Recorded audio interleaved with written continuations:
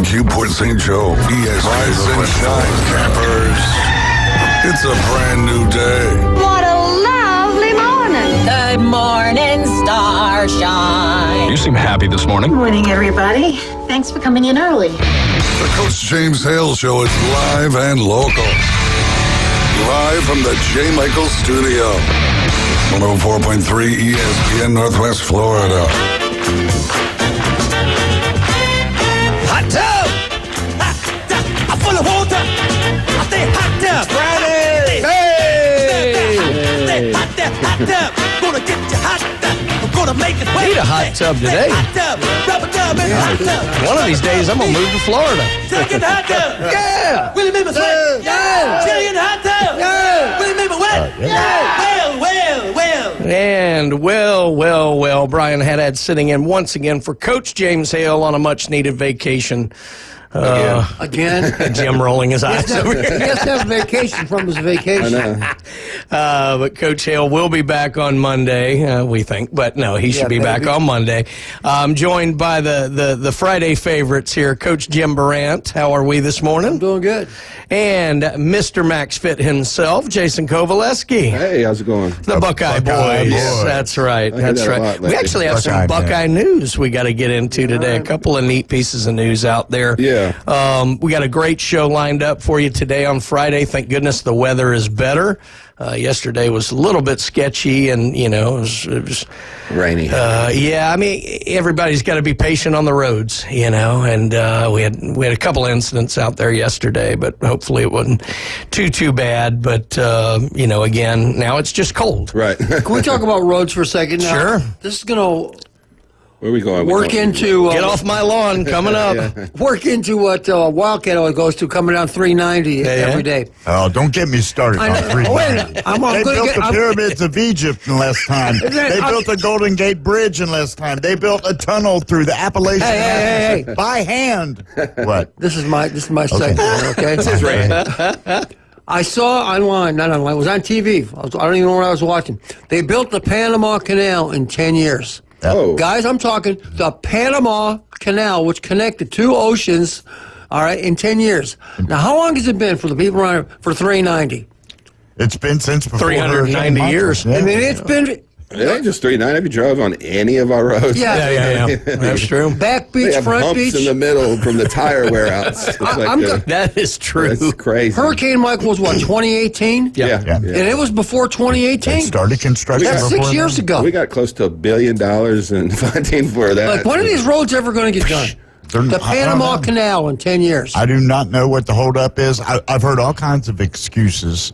This part is taken care of by the county, and they allocate funds for that. And then we get so far down the road, all of a sudden it becomes a state issue, and then blah, blah, blah, blah, blah, blah. And I'm just get it done. I am making a mental note. Do not go to FDOT for sponsorship. Right.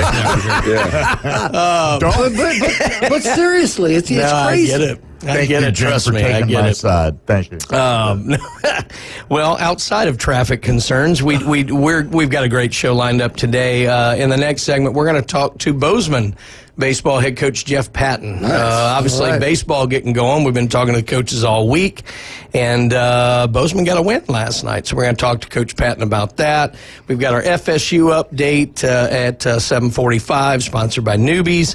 At 8 o'clock, we have Jason's favorite segment, the Alabama update, of course, where we're going to have Jeff Spiegel, Birmingham 3340, as we do every Friday to talk. The Iron Bowl of basketball, big game tomorrow. So we're going to go into all of that, and we've got all kinds of other news, and looking for your phone calls as well. If you'd like to be a part of the program today, you can give us a call at 215-6290. That is 215-6290. Let's go around the horn here with some local scores. We have a lot.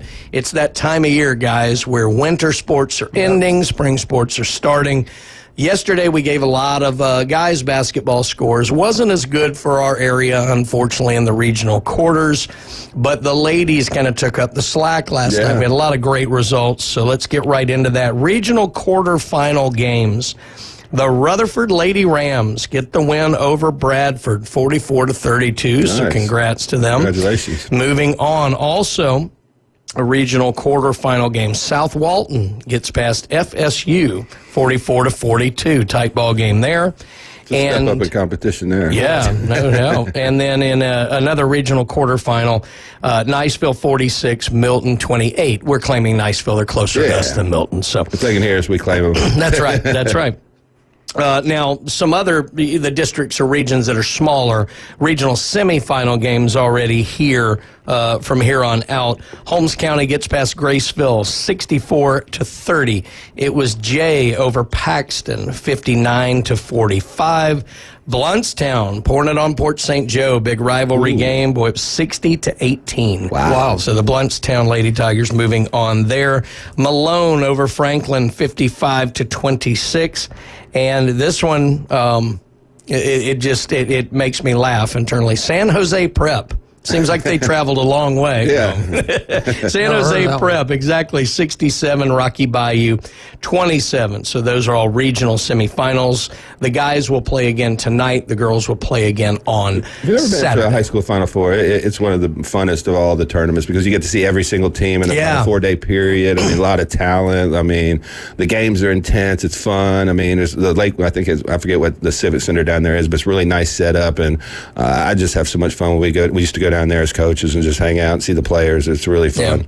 Well, and like in the fans, you get to mix it up in the stands because a lot of time you have people from all four teams in there. They get hyped watching up in there. Yeah, man. They have bands in there playing and a lot of crowds. So it was exciting. It's really fun to see that Final Four. No doubt about that. There were a lot of boys baseball games that happened yesterday. Unfortunately, the one we were really looking forward to, the Mosley South Walton game, they did go on and postpone it. I want to say I saw it was going to be like April the 7th. Where they're going to pick that one up. But we did have a lot of games that got in. Bozeman gets past Destin 11-1. We're going to be talking to Coach Patton here in the next segment. Walton 8, Rutherford 3. We had Mariana getting past Port St. Joe 9-1. It was Miller over Bluntstown 15-3. Baker blanking Rocky Bayou 10-0. Florala, boy, putting it on Laurel Hill. They missed 2 extra points, though, Jim. We're going to work on that. 19-0 over Florala. That's right. I've Great been little through town. Florala. Yeah, really nice looking little old-timey town. Lake or whatever it is right there. Yeah, absolutely. Houston Academy, 16 over Sneeds with 6. And then for the ladies in softball, we just had one contest. Walton beat out the 4-2. We had a couple more signings in the area.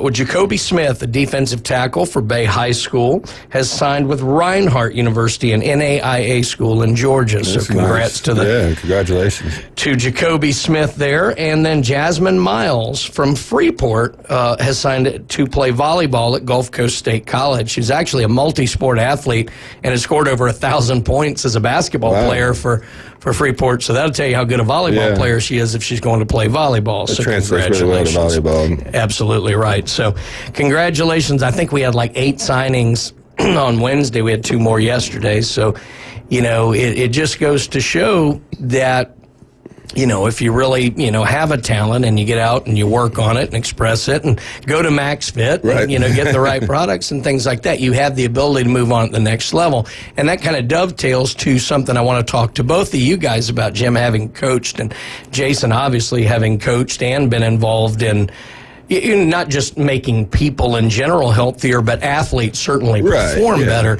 One of the things we were discussing yesterday was this idea of sports specialization. And I think there can be a natural inclination to, roster sizes are trimming for a lot of sports. Football is actually going up, but a lot of roster sizes are trimming. And opportunities maybe are limited now for high school athletes. So there is this pressure maybe with that and NIL to maybe specialize. But I want you guys to talk about your thoughts on whether specialization, certainly not developmentally youth, but through high school, is that something y'all are in favor of, or do you still like the multi-sport athletes? I'll go first here. I was a multi-sport athlete. Now, obviously, I'm a lot older than both of you two, but I played 3 sports every year I was in college or high school. Right. I played football, basketball, and track every year, and that was just like a given. I mean, it wasn't even There was no. It wasn't like now where you got all the other options, and you didn't play all year round baseball and all that, especially in Ohio. So for us, it was just a natural thing. I was just enough of a. It used to bother me. Some of my friends who I played with in junior high then didn't do the same thing in high school. It's like, aren't you competitive at all? Doesn't it bother you that you could be doing better than some other guy who's doing the job that you could be doing? And I never said that to him, but I always thought that's how I was. Like, I'm better than that, bro. I can play better than that. Yeah. Why would I want to have somebody doing my job when I'm better than they are? Oh, no, that's just how I thought. And then as a coach, along the lines, basketball was the one, because I was at many places where the basketball coaches didn't want their basketball players playing football. Sure. That was the big one. And as a football coach mostly, I used to really resent that, because one of the places I coached at was in Ohio, the first place I ever coached. We had a kid come through as a ninth grader, or not. He was 6'4", over 200 pounds. He high jumped 6'6" in ninth grade. Wow. Okay. By the time he was a senior, he was doing 6'9" as a high. He was a tremendous athlete, and we always said to him, "This is when I first found out how the people play word games." Well, Michael, why don't you play football? You could be a great quarterback, great tight end, receiver. I mean, you could do anything. This is a great athlete. Oh, my parents don't want me to. Okay. All right. So you ask the parents, well, how come Mike's not playing football? Oh, he doesn't want to. So I was 20-something years old. I was like, well, obviously the truth is in there somewhere. And since then, it's really changed a lot. What playing year-round basketball and baseball are the two that you get the most. I don't know what's the right answer. I can certainly see where you got to pare it down, because if you're going to do baseball, you got to have X amount of experience, or basketball, and you got to be seen by all these, not NCAA, AAU teams. So I don't know what's the right. I always wanted my guys, and I did it myself, to keep playing, be competitive. Play all year. Play something. I think it depends on the individual. I mean, if you got a guy like Cooper Moss, say, that's an undeniable talent. You don't want him out there playing football and you get a broken leg or something. Yeah, that's a good point, too. If you want your kid to be active, and you can learn a lot from different sports. Basketball taught me stuff that football didn't. Football taught me stuff that, baseball didn't. Baseball taught me stuff that the other two sports didn't.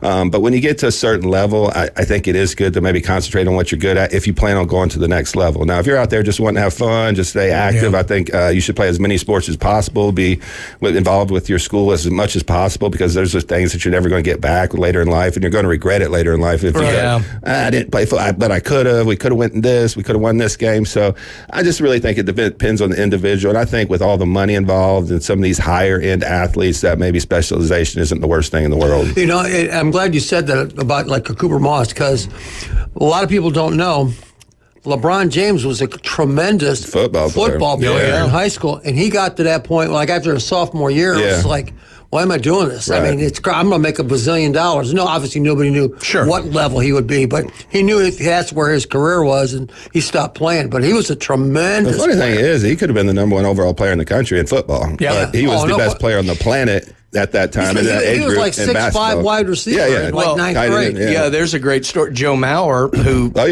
Hall of Fame baseball catcher, was the number 1 rated football prospect in the country as a quarterback. Florida State. Absolutely. I think he signed with Florida State out of high school. He did. Yep, another one that got away. That's a good point. It kind of depends what level you're at. Right. Yeah. No, absolutely right. For me, I wasn't good enough to worry about that. My mom's like, get out there. You're not coming home. If I was there at the house, I was going to work my tail off. So I was like, I'd rather be at practice playing sports. Exactly. No, that's great insight, guys. I mean, it's something that is becoming more and more of an issue. I always felt basketball was the toughest because its schedule kind of bled over into both. But, you just don't see it as much anymore, but maybe for good reason. So hopefully that's the case. Well, let's talk about some of our great sponsors here on the Coach James Hale Show. J. Michael's Restaurant. It is Friday. It is Chris Fish Day. Grilled fish over rice and peppers. And, oh, my goodness, it's so great. You need to get out there today because, people are starting to, there's that anticipation. Spring break is around the corner. So make sure you get out there to J. Michael's. Even if you don't do the lunch special, all you have to do is order the best seafood and the coldest beer in town. That is J. Michael's Restaurant. Dr. Chad Mitchell, Southern Orthopedic. No, that's not it anymore. Orthopedic Associates, I think is right. Anyway, just robot, Google. Just Google. MD. The best doctor Google in Panama robot City. MD. The bone doctor. Yeah. Take 2. Okay, Dr. Chad Mitchell. The robot doctor. That's right. No, but he's been serving the athletes of this area for over 25 years. Of course, you got any kind of injury, you need to see Chad. He's on with us every Monday here on the Coach James Hale Show. And make sure you go out and see Dr. Chad Mitchell. And the day is upon us, Wildcat. It's not too late, but it's pretty darn close. That's right. It's a 2-minute warning, boys and girls, moms and dads, if you haven't got that Valentine's Day gift. David Adamson Jewelry, designer jewelry is the place to go. And you might be thinking, well, I don't have a whole lot of money. You know, Christmas just happened and everything. But they have got something in every price range at David Adamson Designer Jewelry. Check them out.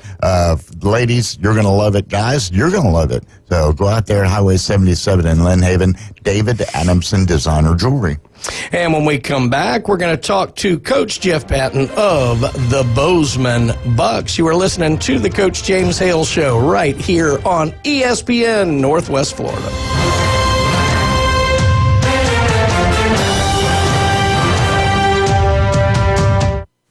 It's the ESPN Northwest Florida Hall and Hearts Magic Express. Hey, Jason. Yeah. Dude, are you ready to go on the ultimate road trip to see the Orlando Magic? Well, hell yeah. You won the Hall and Hearts Magic Express, dude. You're going. Hell yeah. Let's do it. Sponsored by PCB Hobby, Panama City Toyota, Hall and Hearts, and Fairfield Hampton Inn on Thomas, and Home 2 Suites. ESPN Northwest Florida. Man, that's awesome. That's fantastic. This is Joanna with ESPN Northwest Florida with your Friday's weather. This afternoon and evening there will be a gentle breeze out of the east, mostly clouds and 63. Mostly clouds tonight, about the same at 59. Tomorrow, mostly cloudy most of the day aside from a slight chance of sprinkles in the evening and a high of 73. About the same at 70 Sunday, and we'll have scattered thunderstorms in the morning followed by some sun. This forecast is brought to you by Ellis Agency Insurance. Thank you for tuning into ESPN Northwest Florida. Rely on it. Discover Kia at Billburn Kia during the President's Day sale going on all month long. Are you looking for a fuel-efficient SUV that doesn't compromise on style, comfort, and performance? Stop in today at Billburn Kia and let our team put you behind the wheel of your new Kia. Billburn Kia is now offering 1.9% APR for up to 60 months on the purchase of a new 2025 Kia Sorento.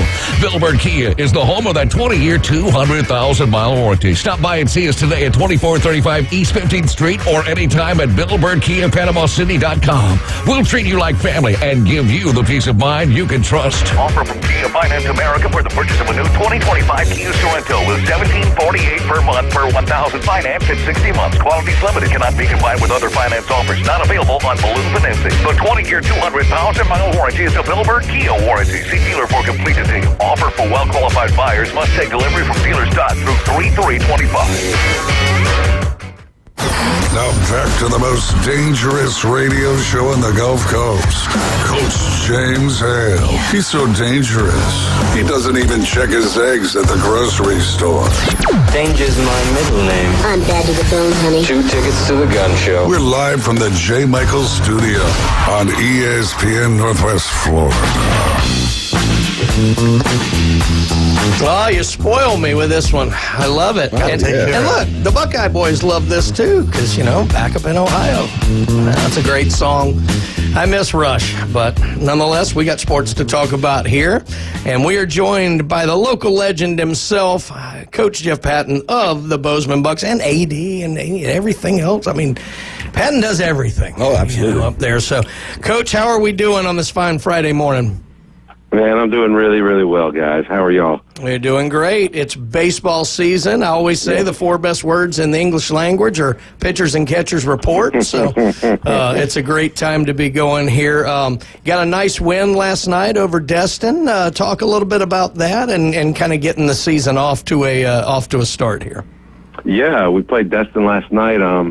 They're much improved, actually. They're a lot better. The score wasn't necessarily indicative, but they are better than they were. I guess they're probably in the 3rd year of their program. But we got off to a little bit of a slow start last night. We were actually down 1-0 going in the 4th inning, and then we scored 3 in that inning, and then we got 4 and 4, and the game was over after 6. But no, we're not quite hitting on all cylinders yet. You know, we've had we had a couple of guys. We had 3 guys that were playing basketball, and they just finished up about a week ago, so I didn't get to see them too much. And 2 of them are, 2 of our better players, starters, Zach Flitcraft and Cass Zirkle.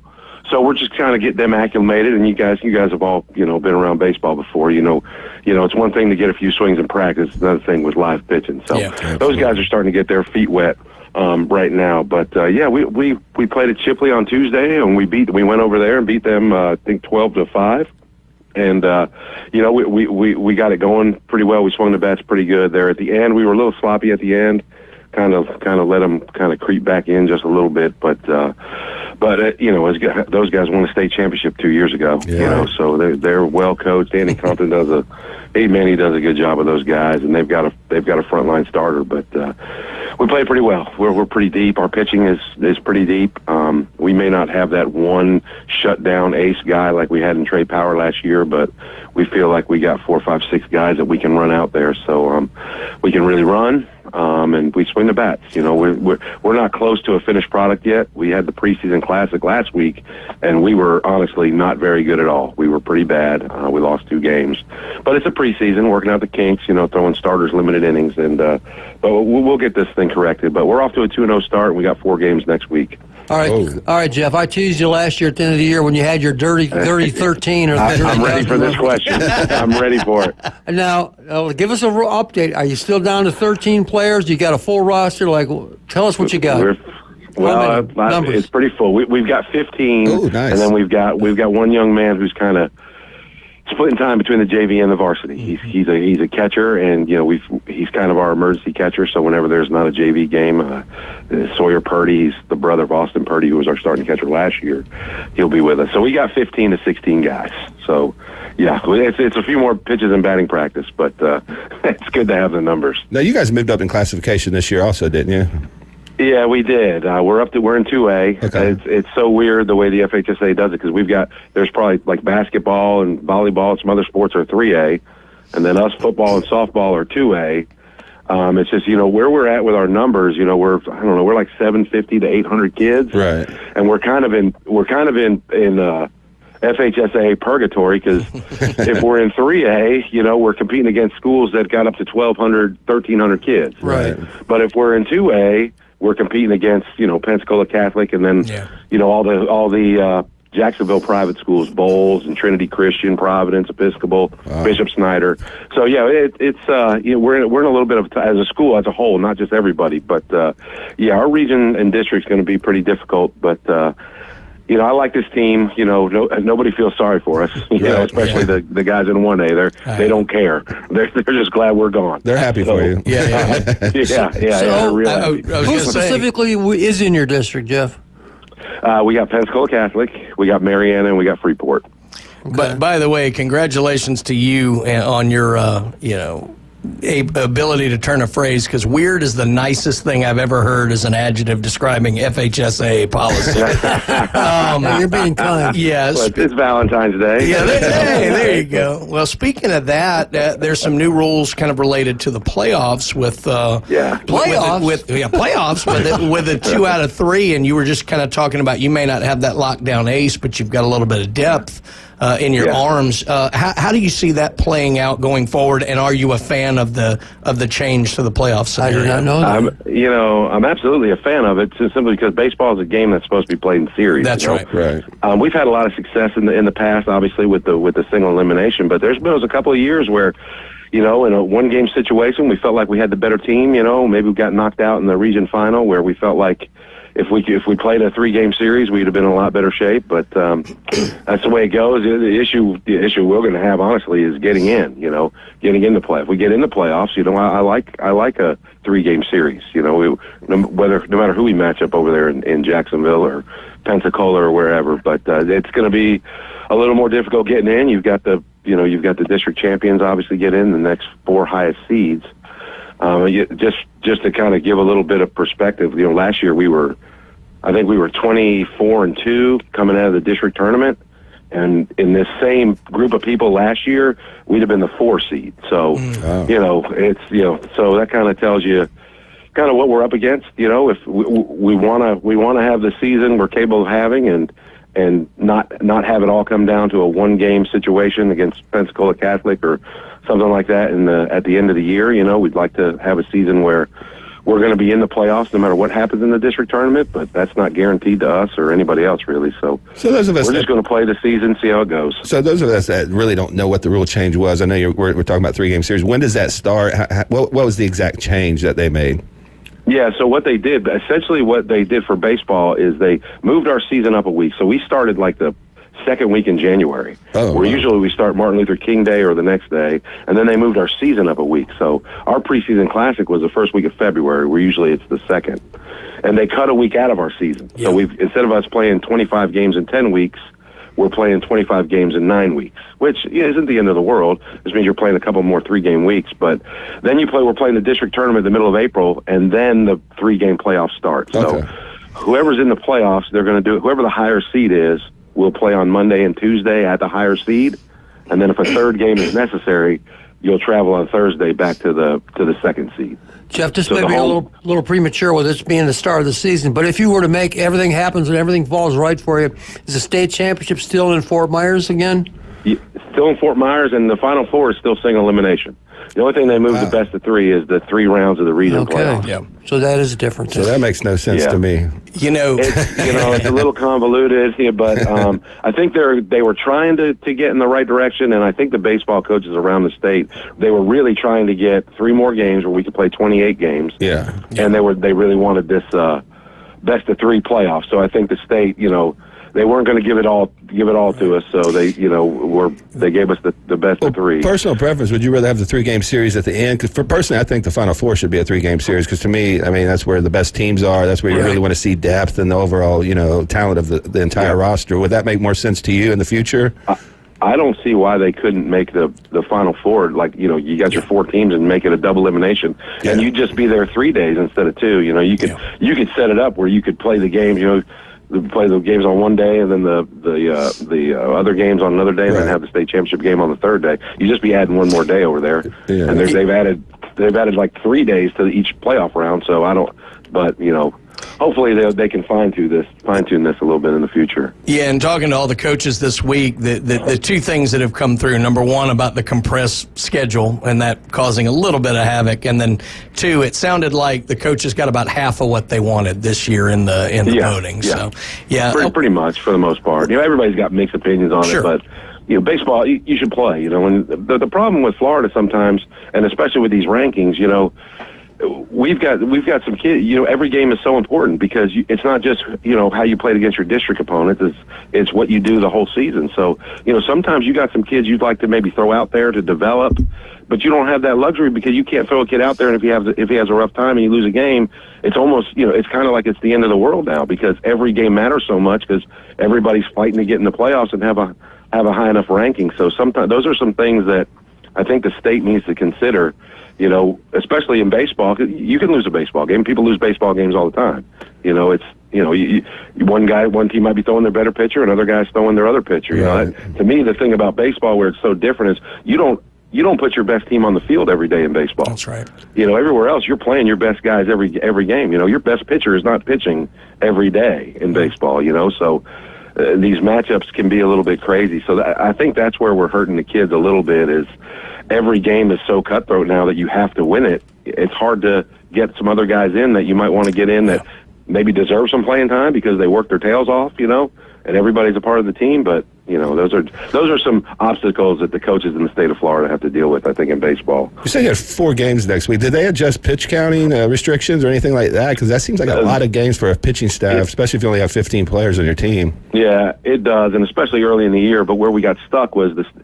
This is not going to surprise you, but the state didn't make this decision until the end of September or October when they voted. So all us baseball coaches, we're making our schedules. They were like, if it gets voted in, we'll change it. But as of right now, we're going to go with how it used to be. So everybody made their schedules thinking that these last couple of weeks in April were still part of the regular season. Wow. So I had a game with Rutherford that at the end of the year, and I had one with Marianne and Freeport, and we had to move those.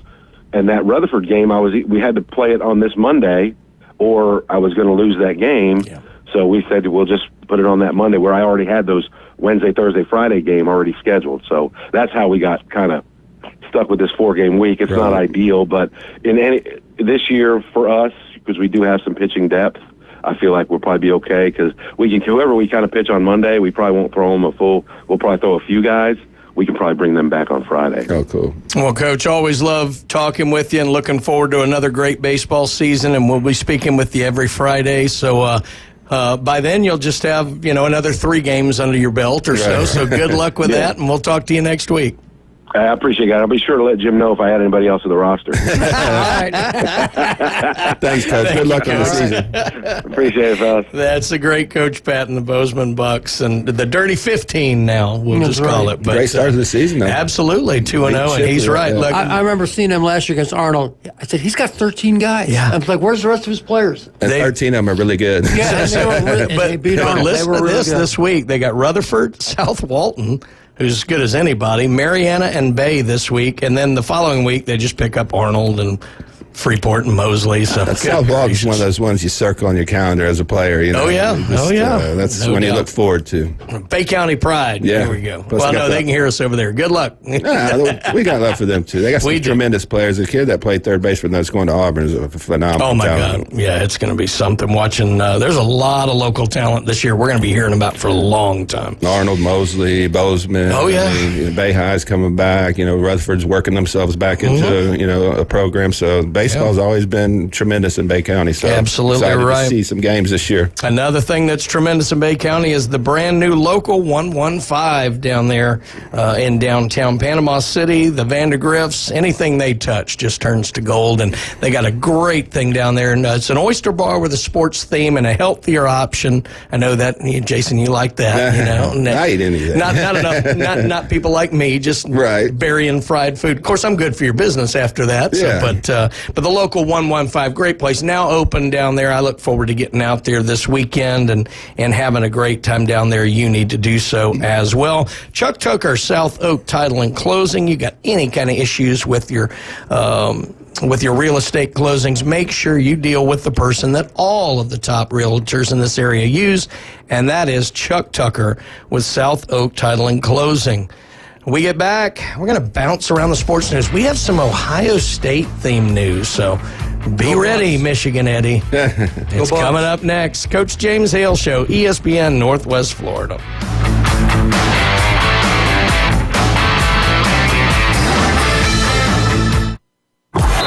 ESPN Northwest Florida is taking it to the hole.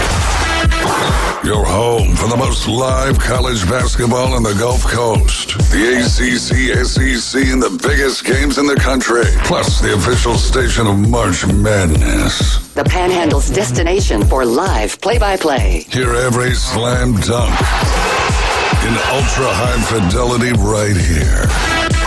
ESPN Northwest Florida. Your biggest investment is your home. Protect it while also improving its appearance with Earthworks of Northwest Florida. We have sand, mulch, gravel, or lay down decorative stone, all available for pickup and delivery. Discover your dream landscape with Earthworks of Northwest Florida. Imagine the moment you proudly pull up to your home that you've worked so hard for, enhanced by quality mulch, decorative stones, and more. Let's make it happen today. Request a quote online at earthworkspc.com or swing by the office at 2005 Industrial Drive. Love the land you live on. Discover Kia at Billburn Kia during the President's Day sale going on all month long. Are you looking for a fuel-efficient SUV that doesn't compromise on style, comfort, and performance? Stop in today at Billburn Kia and let our team put you behind the wheel of your new Kia. Billburn Kia is now offering 1.9% APR for up to 60 months on the purchase of a new 2025 Kia Sorento. Billburn Kia is the home of that 20-year, 200,000-mile warranty. Stop by and see us today at 2435 East 15th Street or anytime at BillBurnKiaPanamaCity.com. We'll treat you like family and give you the peace of mind you can trust. Offer from Kia Finance America for the purchase of a new 2025 Kia Sorento with $1,748 per month for 1,000 finance in 60 months. Qualities limited, cannot be combined with other finance offers. Not available on balloon financing. The 20-year, 200,000-mile warranty is a Billburn Kia warranty. See dealer for complete details. Offer for well-qualified buyers. Must take delivery from dealer stock through 3/3/25. I don't always talk to Alabama fans, but when I do, I ask for large fries. Now back to the Coach James Hale Show on 104.3 ESPN Northwest Florida.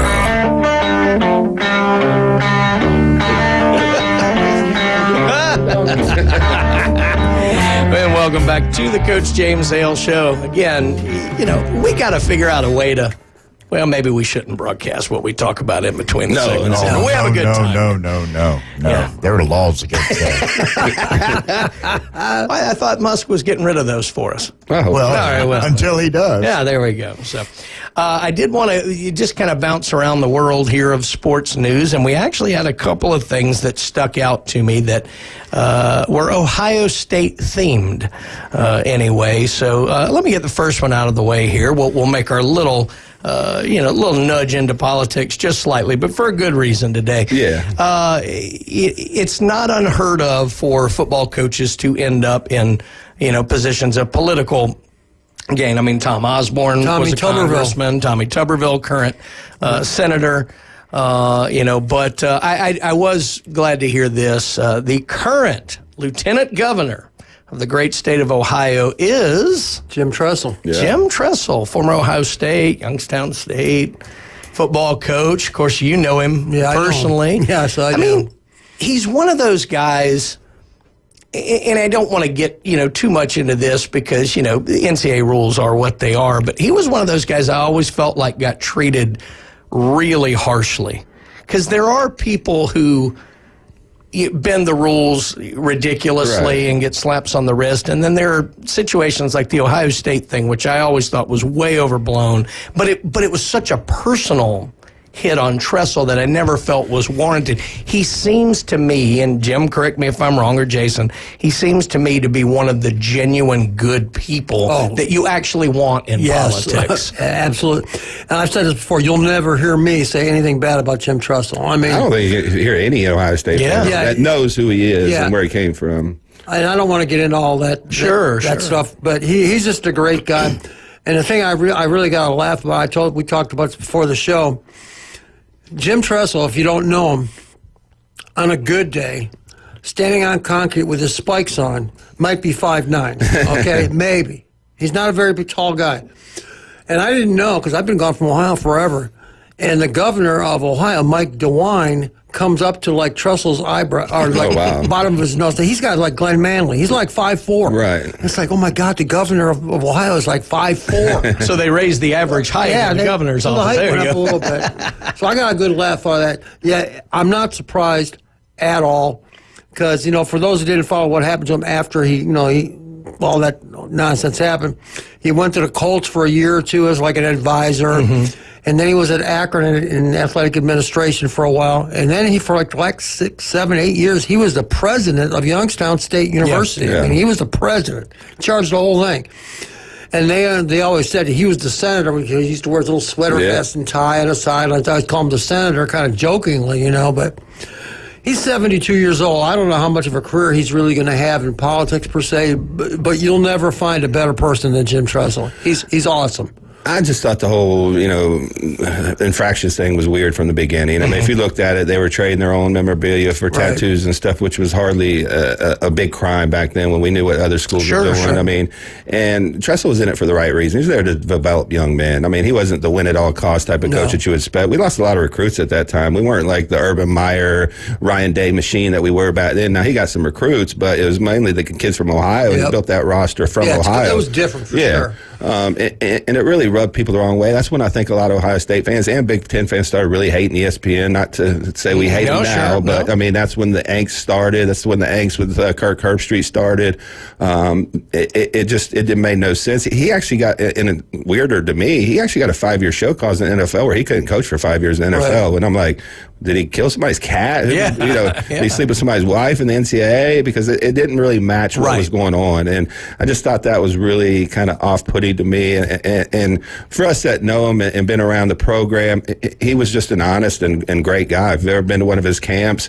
I remember ESPN ran a story on him where he rigged a raffle at one of the camps. Right. It was a disabled kid that, everybody had gotten together and said, okay, let's let this kid win this raffle. It was like a signed jersey of one of the, big-time players. players. So they did rig it, but they rigged it for a good reason. Sure. And then ESPN ran, he rigged this, raffle. What kind of man is this? And I'm like, are you being serious? On, you know, we have to have context when we, The thing about it, I'll never deny that things were done wrong. They were. He made a mistake. He admitted it. He made a mistake. But the thing that I couldn't believe was the NCAA's punishment of it. I mean, he lost his job. He got a 5-year show cause. They had to forfeit wins. I mean, scholarship. Yeah. I mean, they got like volcanoed. That's what I meant. It seemed overly personal. Like what are you doing? Okay. I'm not even going to go. I got a theory, but we ain't got 2 hours to talk about it. Yeah. I'm not going to go. That was the Emmert reign of the NCAA, the LSU chancellor. That was for trinkets. That was when the SEC's reign really started. And it's like, bags of cash, let's look this way. Oh, LSU's laundering money through cancer patients, let's look this way. None of them got punished. Y'all were cheating the wrong way. I guess. That's the problem. It just means more. Their philosophy, and you can say it's right or wrong, was that Tressel was not truthful to them about knowing that they were trading those things. So even though it was a traffic violation in context to the other things that were going on in football, the reason supposedly he got harshly punished was because he lied supposedly to the NCAA. My theory is they knew they got Urban Meyer. Ohio State wasn't going to get his back knowing they could get Urban Meyer. They thought that was an upgrade at the time, and they kind of pushed him out of the way. Yeah. Well, he's somebody I always massively respected. Oh, yeah, he's a great guy. And so, good for the state of Ohio. You would never hear us talk about Urban Meyer like we do with Tressel. Urban Meyer's a winner, but he's a winner at all costs. Yeah, Urban Meyer as lieutenant governor would be a different conversation. We ain't having that one. We can't have him twerking on blonde girls. Different personalities for sure. Well, let's stay with Buckeye news, much to our Michigan fans' chagrin. But this one interesting, of course, Ohio State wins the national championship. Jim and I were talking about this ahead of time. Alabama would bounce coordinators every year. In fact, if the coordinators came back, it was like they had a bad year. Right. You lost Chip Kelly to the NFL, Jim Knowles going over to Penn State. Reports surfaced that Ohio State may be going toward Matt Patricia, former NFL coordinator and head coach, as a defensive coordinator. What are you guys' thoughts on that? Well, I even posted my thoughts online on a Buckeye website that I follow, and because they hate everything. Oh yeah. I don't. You could have you could have Newt Rockney, Bud Wilkinson, Joe Paterno, whoever. Somebody's gonna start moaning and groaning about Matt Patricia. And I said, here's reality here. Matt Patricia has forgot more football than the other guys that they're looking at. No. Okay? We're playing Texas week 1. Okay, Texas. Now, we lost the offensive coordinator, defense coordinator, and a line coach at Ohio State. And they're starting off with Texas week 1. Okay? Do you want some in-house promotion guy who's 35 years old, whose experience prior to this was being the DC at Indiana? Right. Okay, that's your other choice. Or Tim Walton, who was a DC in the NFL, not real successfully. Or do you want a guy who's won 3 Super Bowls and has coached in the NFL for 20 years? It's like under some of the greatest coaches in history. For Bill Belichick. Right. What are you thinking? What are you saying? And you made a great point off air in that they're not hiring Matt Patricia to be the head coach. Yeah, he's not the head coach. He's going to be a defensive coordinator. So this is a huge risk, huge reward type of hire. I mean, we just don't know what he's going to be like in college. He's got all the knowledge in the world, but they got some experienced guys up there. You talked about Matt Guerrero has been a defensive coordinator. Tim Walton's been a defensive coordinator. They're probably going to bring him in because Patricia runs so many different fronts and knows so many different types of defense. They wanted somebody to extend what Knowles was doing with the personnel they had.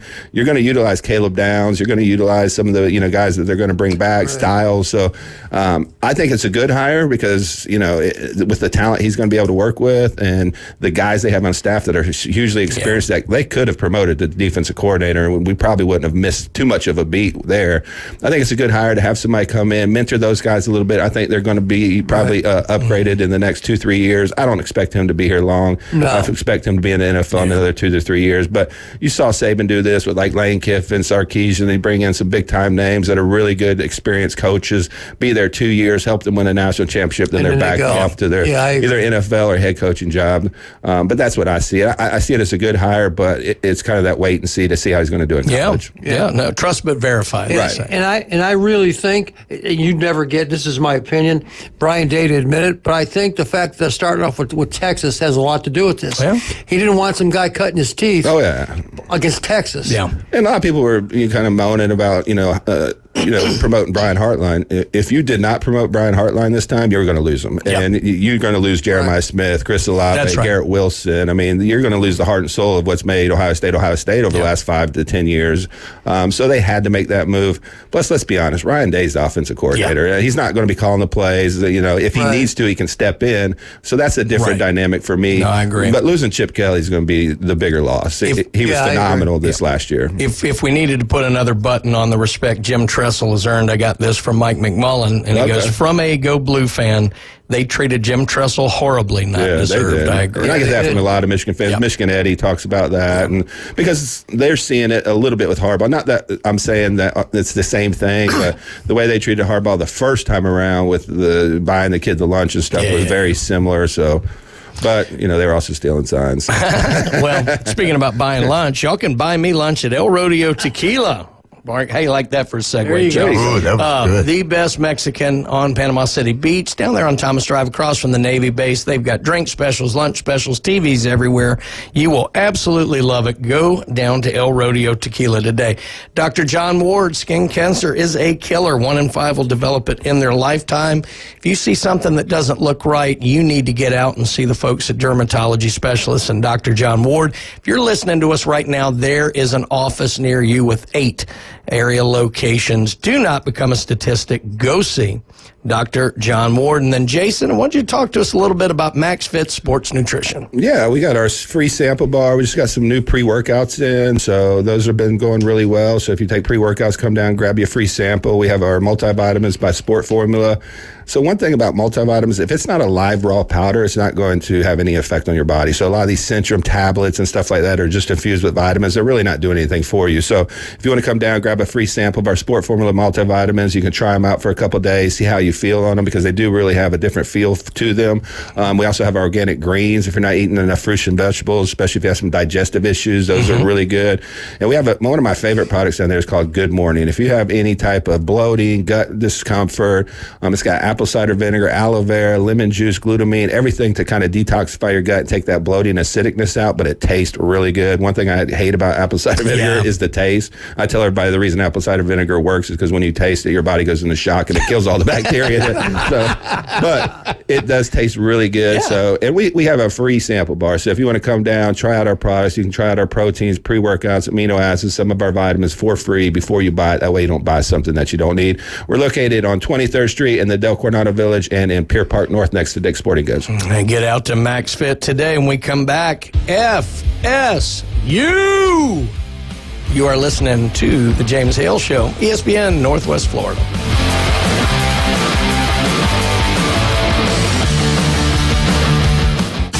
ESPN Northwest Florida. It's the Coach James Hale Show. You know the traditional, when you win a big game, you take the toilet paper and you roll the trees. There's a place they do it. Yeah, and so Toomer's Corner, this little wrap around it, the extra thing of toilet paper, and it said Toomer's Corner on it, right?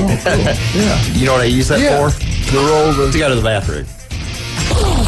Weekday morning 7 to 9, ESPN Northwest Florida. This is Joanna with ESPN Northwest Florida with your Friday's weather. This afternoon and evening there will be a gentle breeze out of the east, mostly clouds and 63. Mostly clouds tonight, about the same at 59. Tomorrow, mostly cloudy most of the day aside from a slight chance of sprinkles in the evening and a high of 73. About the same at 70 Sunday, and we'll have scattered thunderstorms in the morning followed by some sun. This forecast is brought to you by Ellis Agency Insurance. Thank you for tuning into ESPN Northwest Florida. Rely on it. With over 65 years of combined experience, Instant Replay Sports Cards is happy to help you take your collection to the next level. They carry all the new hobby boxes, signed memorabilia, and supplies. New and vintage cards and Pokemon. They sell and trade cards and are always looking to buy. They're an authorized source for Topps, Panini, Upper Deck, and Leaf cards. Instant Replay Sports Cards is open 7 days a week at 752 West 23rd Street, down from Academy Sports. It can always be reached at InstantReplaySportsCards.com. Tired of flipping through channels and finding nothing good? Introducing Lucid Stream TV. Get over 2,000 live streaming channels. Catch every game of the season with over 100 sports networks, including ESPN, ESPN Plus, the NFL Network, and Red Zone. Even pay-per-view events. Watch local network channels from most major markets throughout the country. Fox, ABC, CBS, and NBC. Just $41.99 a month. Cut the cord, not the fun. To get Lucid Stream TV, go to ESPNPC.com and click the Lucid TV logo. If your neighbor, employer, or grandmother were traumatized by comments made on the Coach James Hale Show. One thing people aren't saying a whole lot about, and I'll probably get in trouble, but just wanted to take this moment to say, get bent. We're live from the J. Michael Studio, ESPN Northwest Florida.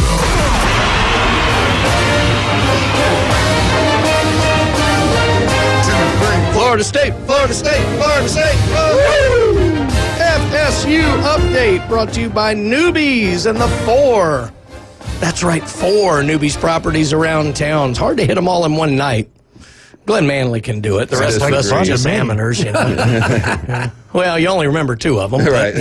But, you got money for Uber, you can hit them all. There you go. The mothership down there. Boy, it's about to be hopping. We start getting spring break going. All the great bands that they have in there. They got food down there now. Newbies 2 on the Curve. Everybody knows that's a place to go watch a game, sporting events. The Brew and Booze, great for having, reunions and parties and things like that. And then, of course, the new place over in St. Andrews. Absolutely love Newbies, love all that they do, not just for making us have a great time, but for the community as well. And they love FSU. Jim, what do we got going on over there in Tallytown? Well, today is the first day of the FSU baseball season. They're going to be playing today, tomorrow, and Sunday. Oh, so we know where Bill Allen and the mayor will be. They're playing James Madison for 3 games. And I said this on Tuesday, but I'll say it again now. The coaches got together, had a preseason who's the order of finish, for the ACC. And Florida State, not to anyone's surprise, was picked number 2. Mm-hmm. I didn't know anything about who they picked at number 1. This is the coaches now picked Virginia as the number 1 pick, and I didn't know that Virginia was that good. So I'm just going to give you the top 5. Okay. Virginia is number 1, Florida State 2, North Carolina 3, Clemson 4, Duke 5. Yeah. And then the one that we talked about the other day, what surprised us at how low they were, was Miami at 11. Yeah, and so even Wake Forest. Usually Wake Forest. Yeah, and Wake Forest down is 6. It's not 6. The Fraser days anymore down at Miami, unfortunately, for them. So we'll see. And then, of course, softball's already played. They played out in...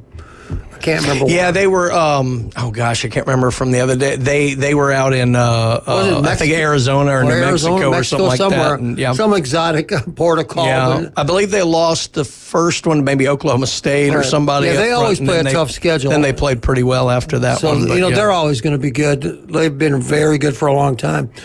Baseball's come around too, and then I checked their roster yesterday to see if there's any local players. There's one local player left on Florida State's roster. His name is Hudson Rowan. He's a left-handed pitcher from Mosley. He's 6'1". He pitched in 17 games last year, mostly as a relief pitcher. Only pitched 14 innings, so that tells you. But they were bringing him in late, when you got into playoff time. Yeah, late in the season. Yeah. I remember he shut somebody down. I can't remember who it was. So, but there's only one, Hudson Rowan, left-handed pitcher. So. A little bit of local flavor. Yeah, but they lost a lot. They had some really good players. They did. There's some hope he could be elevated through the rotation. We could see a lot more of him this year because I do think they liked what they saw out of him late in the season last year. So if you're a left-hand pitcher and got anything, you're gonna get a chance. Well, there's no doubt. Left-hand pitchers are always in demand. Well, we were talking yesterday basketball. They were coming off of a 4-game skid, and then Coach Hamilton kind of righted the ship. They got to win it at Notre Dame, and then at Wake Forest, where they were down by 14 at the half, came back on the road and beat a good Wake Forest team to get them their second win in a row. And it doesn't get much easier because they head to Clemson. Clemson's ranked. They're going on the road again really well right now to play Clemson, who just beat Duke, I think, the other day. So, wow. But we talked about this, and I'm curious as to your guys' take on this. We talked a lot about when Nick Saban kind of got out that, he didn't want to deal with the new realities of collegiate sports and this, that, or the other. Whether that's true or not, I think he's dropped a lot of hints that it is. Oh, for sure. Coach Hamilton's in his 70s. Right.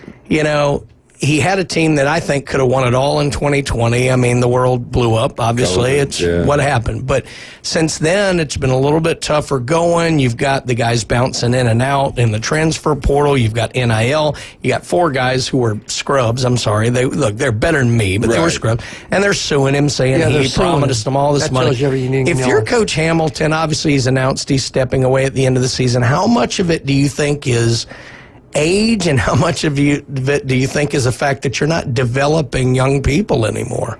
I think that's a huge part of it. I've just put myself, I'm trying to think, what would you do if 4 or 5 year players, however many they were, are suing you? Right. They're suing you. Hey, you promised to give us X amount of dollars, and by gosh, you didn't do it. Like, that kind of takes the fun out of it a little bit, sure. I know that my players, they don't really care about, they just want the money. Right.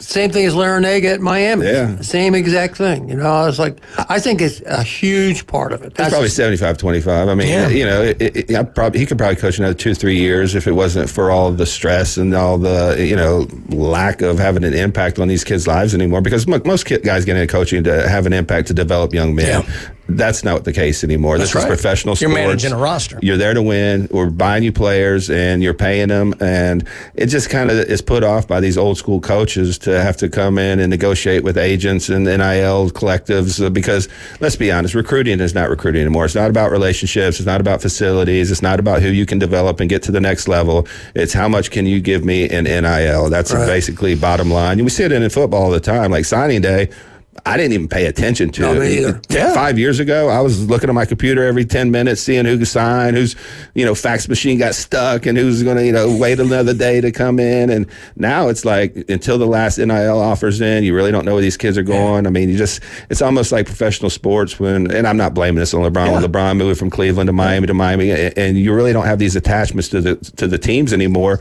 or the players, really. So it's just a different era, and I just think these old school coaches get tired of it, to be honest. I used to talk to coaches all the time who were older than me, and they were kind of in that, and I would ask them, like, when is the time right to hang it up? And what I heard more than any other, it's an old coaching trope, but it was, I still love the things that I love more than I hate the things that I hate. Right. And when that balance tips is when I'll Good get way out. to put it.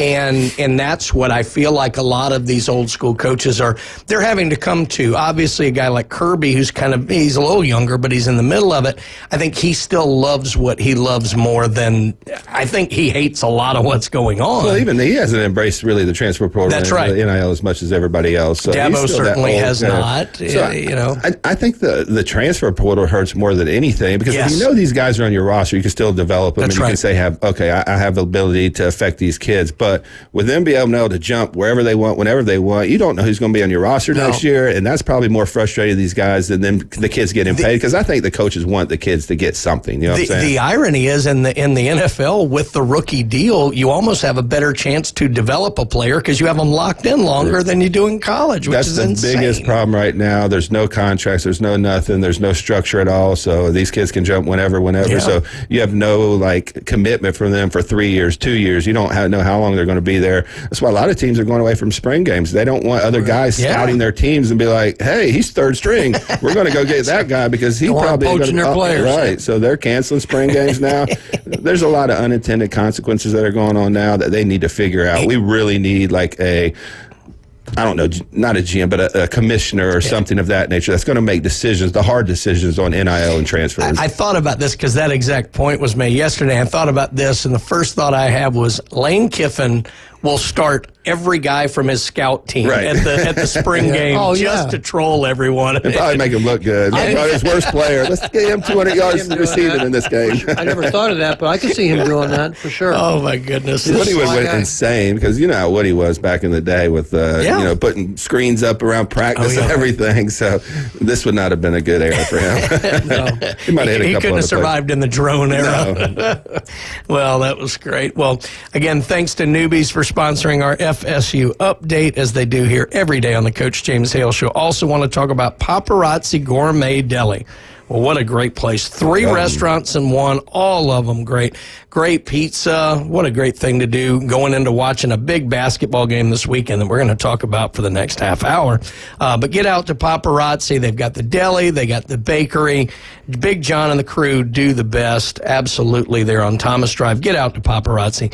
And then Turf Pro Pest Control. We got a lot of watering to that lawn yesterday. Yeah, we did. But we still got to make sure that that lawn is free of all those insects and critters that can give your lawn a bad look and make you the talk of the neighborhood for the wrong reasons. Make sure you're the talk for the right reasons. Talk to Patrick and the crew, and they will get your lawn looking just as good as those football fields that we see on Saturdays. Turf Pro Pest Control. We get back. We're going to talk some Alabama with Jeff Spiegel, Birmingham 33-40. We got a big basketball game going on tomorrow. We'll talk about it next. Coach James Hale Show, ESPN Northwest Florida.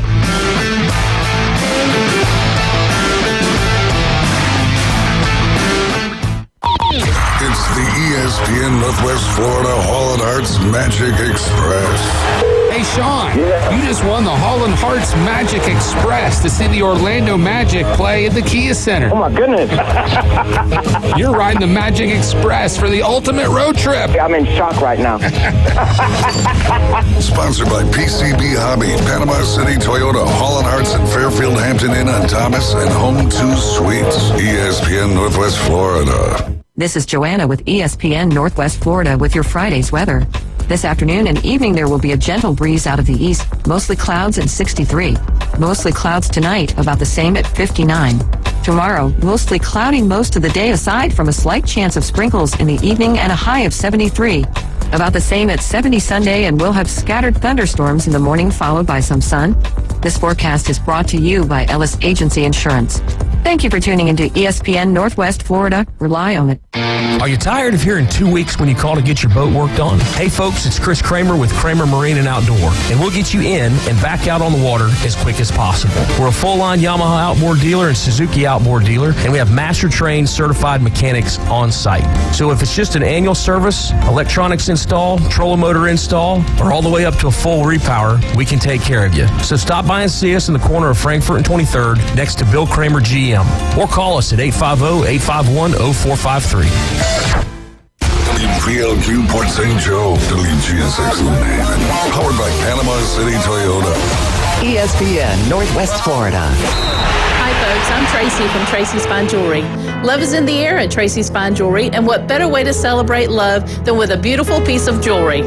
Our Valentine collection combines the most popular trends and top sellers with the largest selection at the best prices. From exquisite fine jewelry to our most trendy and affordable sterling silver pieces, we're sure to have the perfect gift to melt her heart.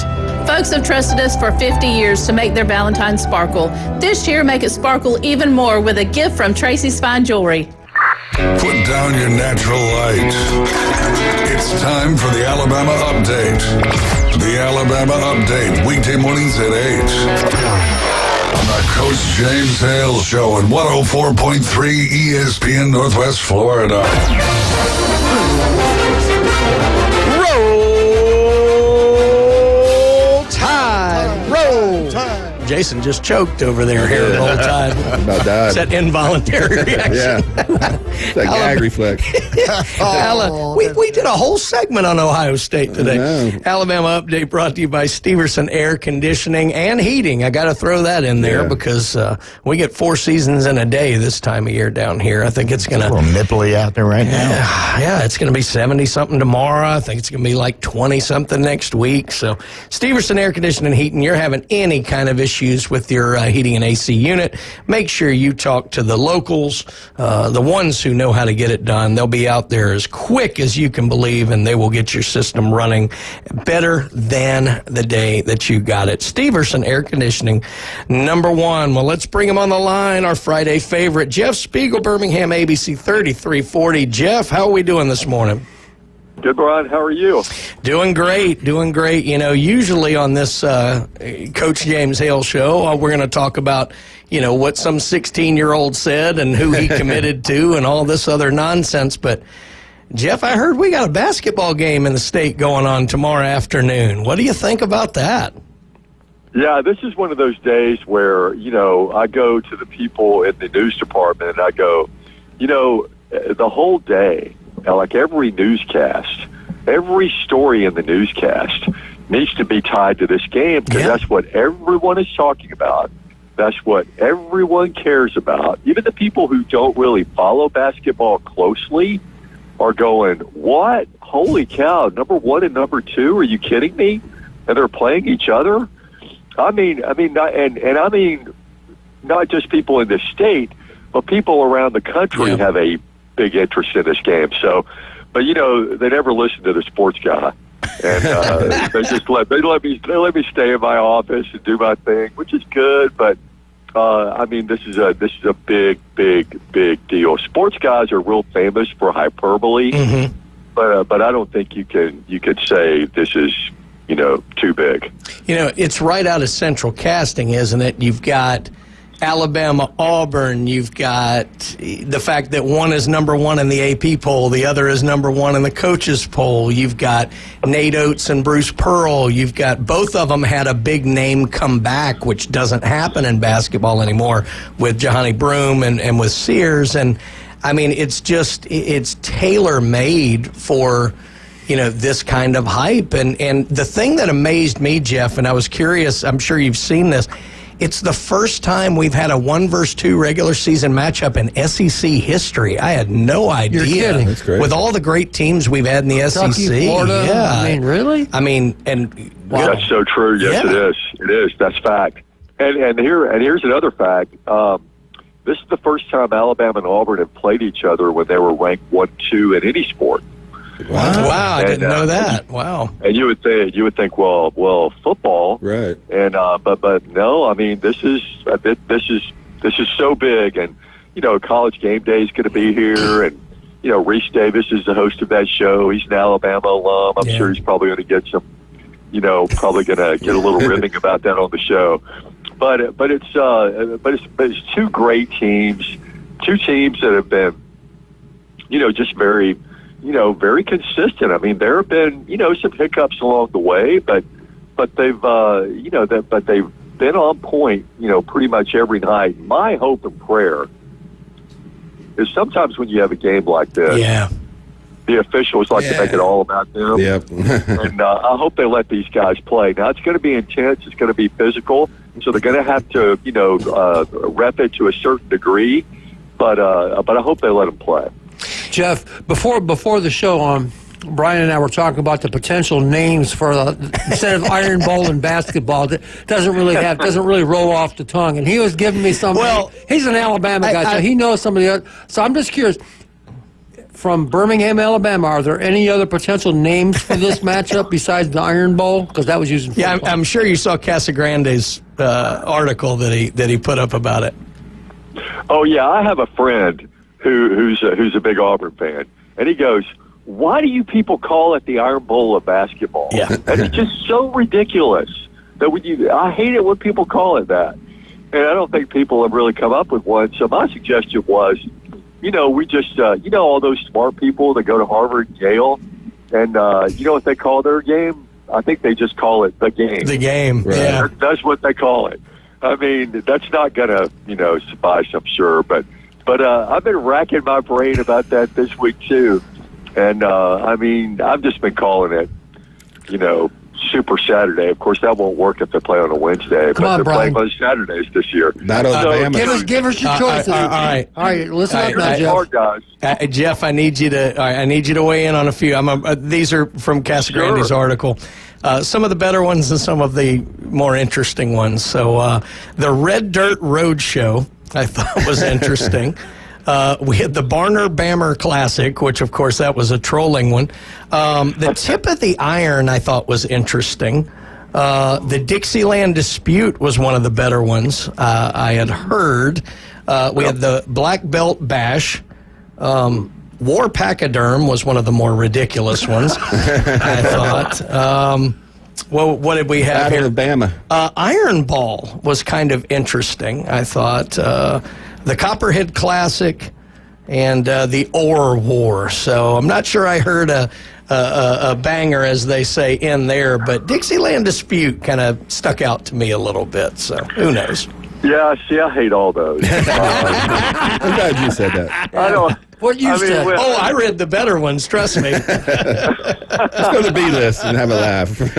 And, I mean, really, if you want to get technical about it, I mean, in football, the Iron Bowl nickname, I mean, doesn't work anymore. That's right. Because it was called that because it was played every year in Birmingham. Yeah. Which used to be the Steel City of the South. Mm-hmm. And but that doesn't even work anymore. But boy, I mean, Lord help us if we try to take that name away from the football game. Yeah. But I don't know. We need to work on some names for this basketball because you know what, they could meet 3 more times this year. And if they meet for the national championship, you're going to have to come up with a name by then. Yes. Yeah. Well, that was interesting. I was going to go to That'll be your homework. because we talked with Andy Burcham yesterday about this, and that was one of the points he was making, and that it's unique.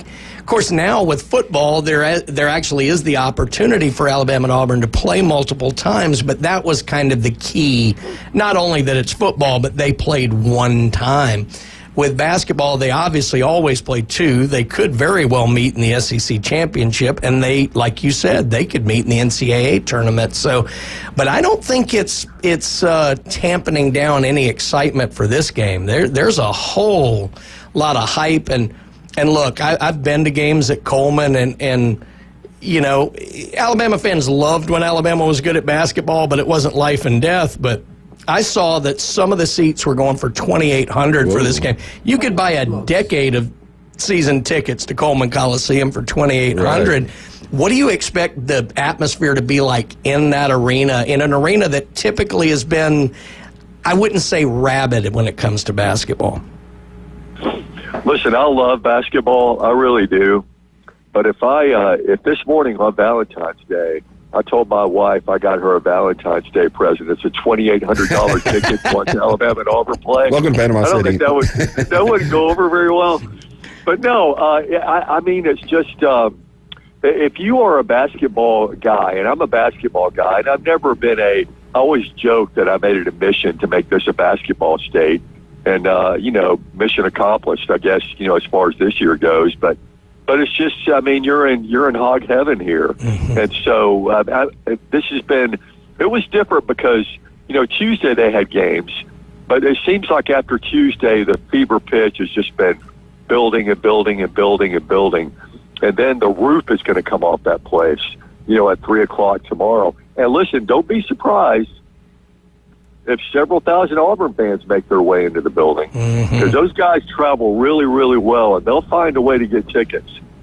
And if and they're gonna, if things are going well for Auburn, they're gonna make their presence known up there in the rafters. So it should be a fun atmosphere. We hinted at it a little bit a minute ago. I wanted to ask you, we're talking about, the officials, and, you want to let them play, but obviously with so much emotion, look, the players are reading this stuff just like we are. Absolutely. And they're going to be hyped up. Is it, I'm trying to think of the right way to ask this, would it be off-putting for the officials to maybe meet with the coaches at the beginning of the game and just say, guys, let's make sure we've got our players kind of, reasonably settled down here so that we don't have to interject, or is that something officials don't do? Well, listen, they've been doing that for years, right? I mean, I remember when I played at Good Hope, and I was never a team captain. I never really got off the bench that much. Mm-hmm. But, the officials always meet with the coaches, and they always meet with the team captains, before the game, and they lay out the ground rules. They say, hey, look, this is stuff we're not going to put up with. This is the potential of being kind of a chippy game, and we're not going to have that, and so there'll be some ground rules laid out. But now listen, once the ball gets thrown up, all that stuff is usually forgotten by the players, and then instincts take over and intensity takes over, and so it's going to be a war. I mean, listen,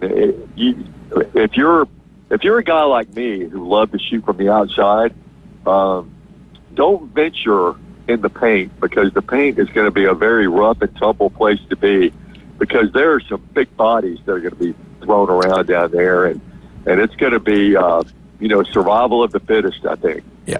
Jeff, can you hang on with us for one more segment? Because I want to get into the actual X's and O's of this game, too, not just the hype of it. Can you hang on with us?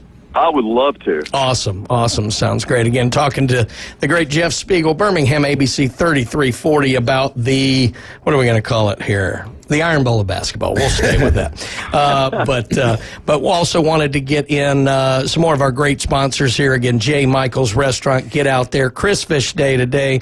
Dr. Chad Mitchell with Southern Orthopedic. Get out there if you've got any kind of injury going on. Chuck Tucker with South Oak Title and Closing for all of your title and closing needs.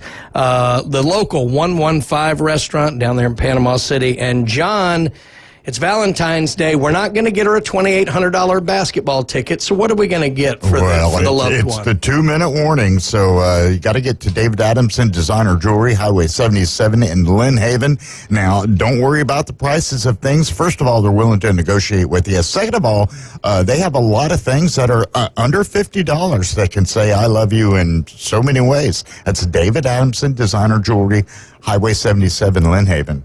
Yeah, that was the way I used to phrase it, too. I can say I love you for less than $50. And she said, I can say goodbye for less. Right. I love you a long time.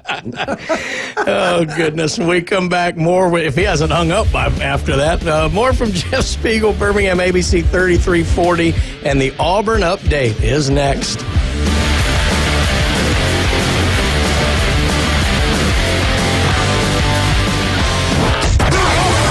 ESPN Northwest Florida. The afternoon underdogs.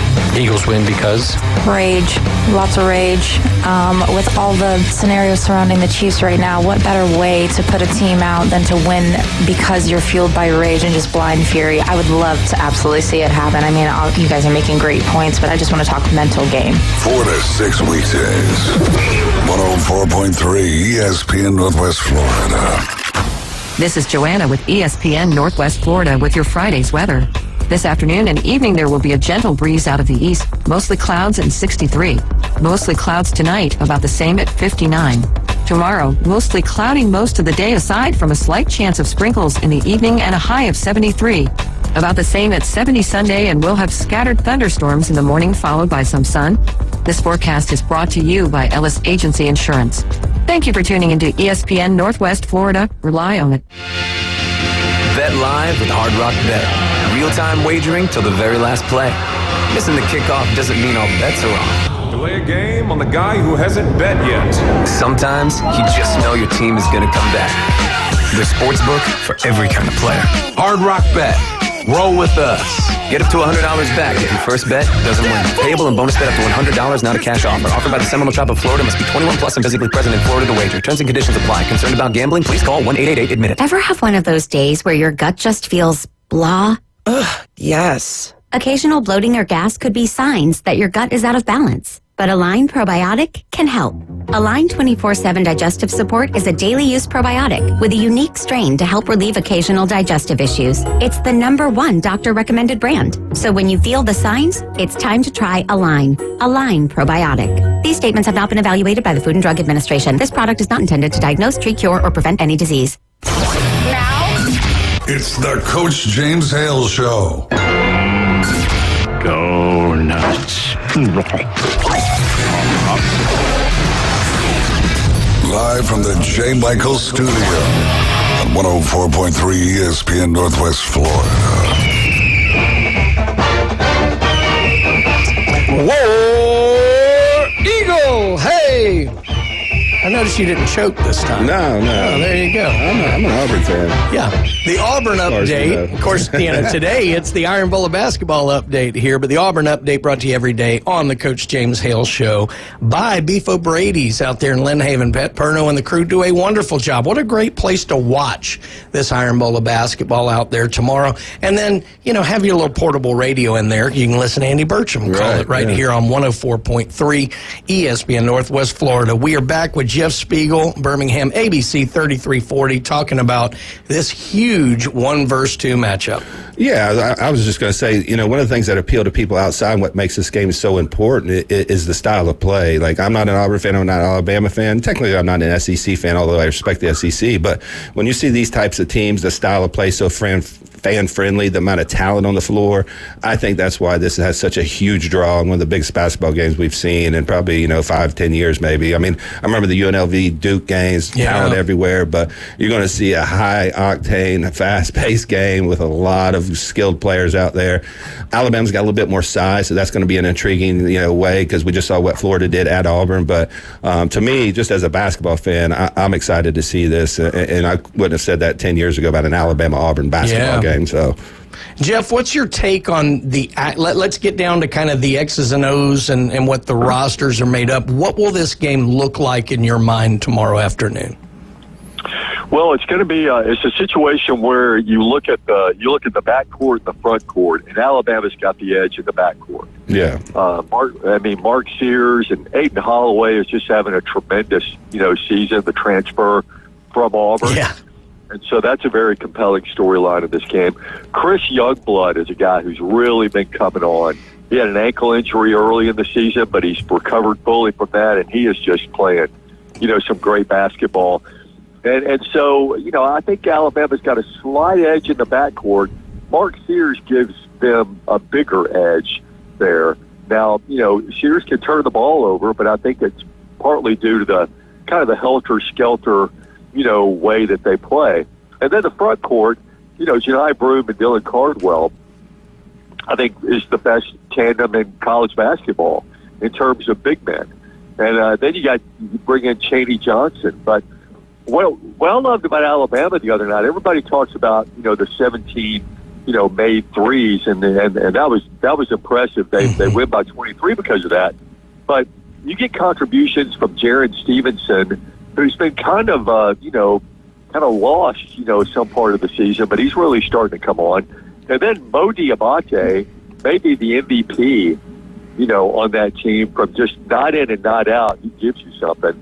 And the guy went 3 for 3 from three-point range. Are you kidding me? I got to go out there and guard that guy, shoot the three, and then he can take it inside on you too. And there's no one on Alabama's team who gives more effort not in and not out than Mo Diabate. So, but I think the edge in this game is probably going to come to the bench. And, I mentioned Diabate and Holloway. Alabama is just deeper. And so in a game like this, I think the depth is at the bench is really going to come into play. Auburn, I think, is 8th in the country in scoring, which sounds great until you realize Alabama's number 1. Right. Is it as simple to say as a shootout favors Alabama and maybe a little more of a defensive battle favors Auburn, or are these teams good enough that they can win either way? Well, I think if you watch both these teams, here's what you see not in and not out. Second and third chance opportunities on offensive possessions. They attack the offensive glass like no two other teams in the country do. And that's how they get, a lot of their points. They'll get an offensive rebound, fire it out to a shooter behind the three-point line, and that's when your defense is at its most vulnerable, is when everybody's scattered trying to get a rebound, and then a guy gets an offensive rebound. A Diabate will shoot it out to a Holloway, or a Cardwell will shoot it out to a Denver Jones, and then they get points that way. So the key of this game is going to be who can control, the offensive glass, or who can control the glass and limit, those second, third chance opportunities that these teams get, pretty much every night. Jeff, well, I watched Auburn in Florida, and Auburn really struggled from the free throw line. For those who haven't followed Alabama as much, what kind of free throw shooting team are they? They're not easy to say. Foul shooting team are they? Are they solid? Are their best the guys that they expect to be on the floor at the end of the game? Can those guys all make free throws? Because it could come down to that too.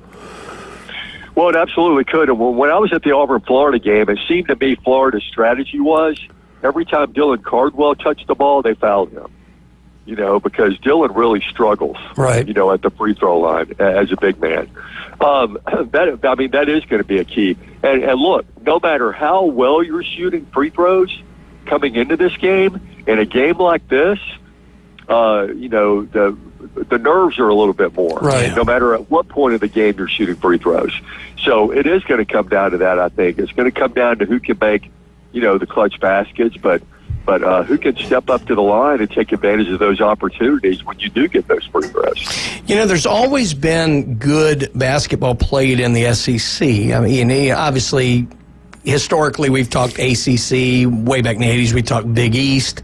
But the SEC has always had good basketball played in it. But this year just seems unbelievable. The irony in all of this is whoever wins the game tomorrow is going to be number one next week, obviously.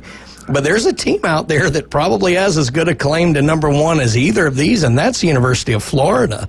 And then you've got Tennessee. I mean, I'm looking at the coaches poll, Jeff. Alabama, Auburn, Florida's 3, Tennessee's 4. Yeah. I mean, is this just I knew we thought the SEC would be good in basketball, but did anybody foresee what's happened this year coming into this season?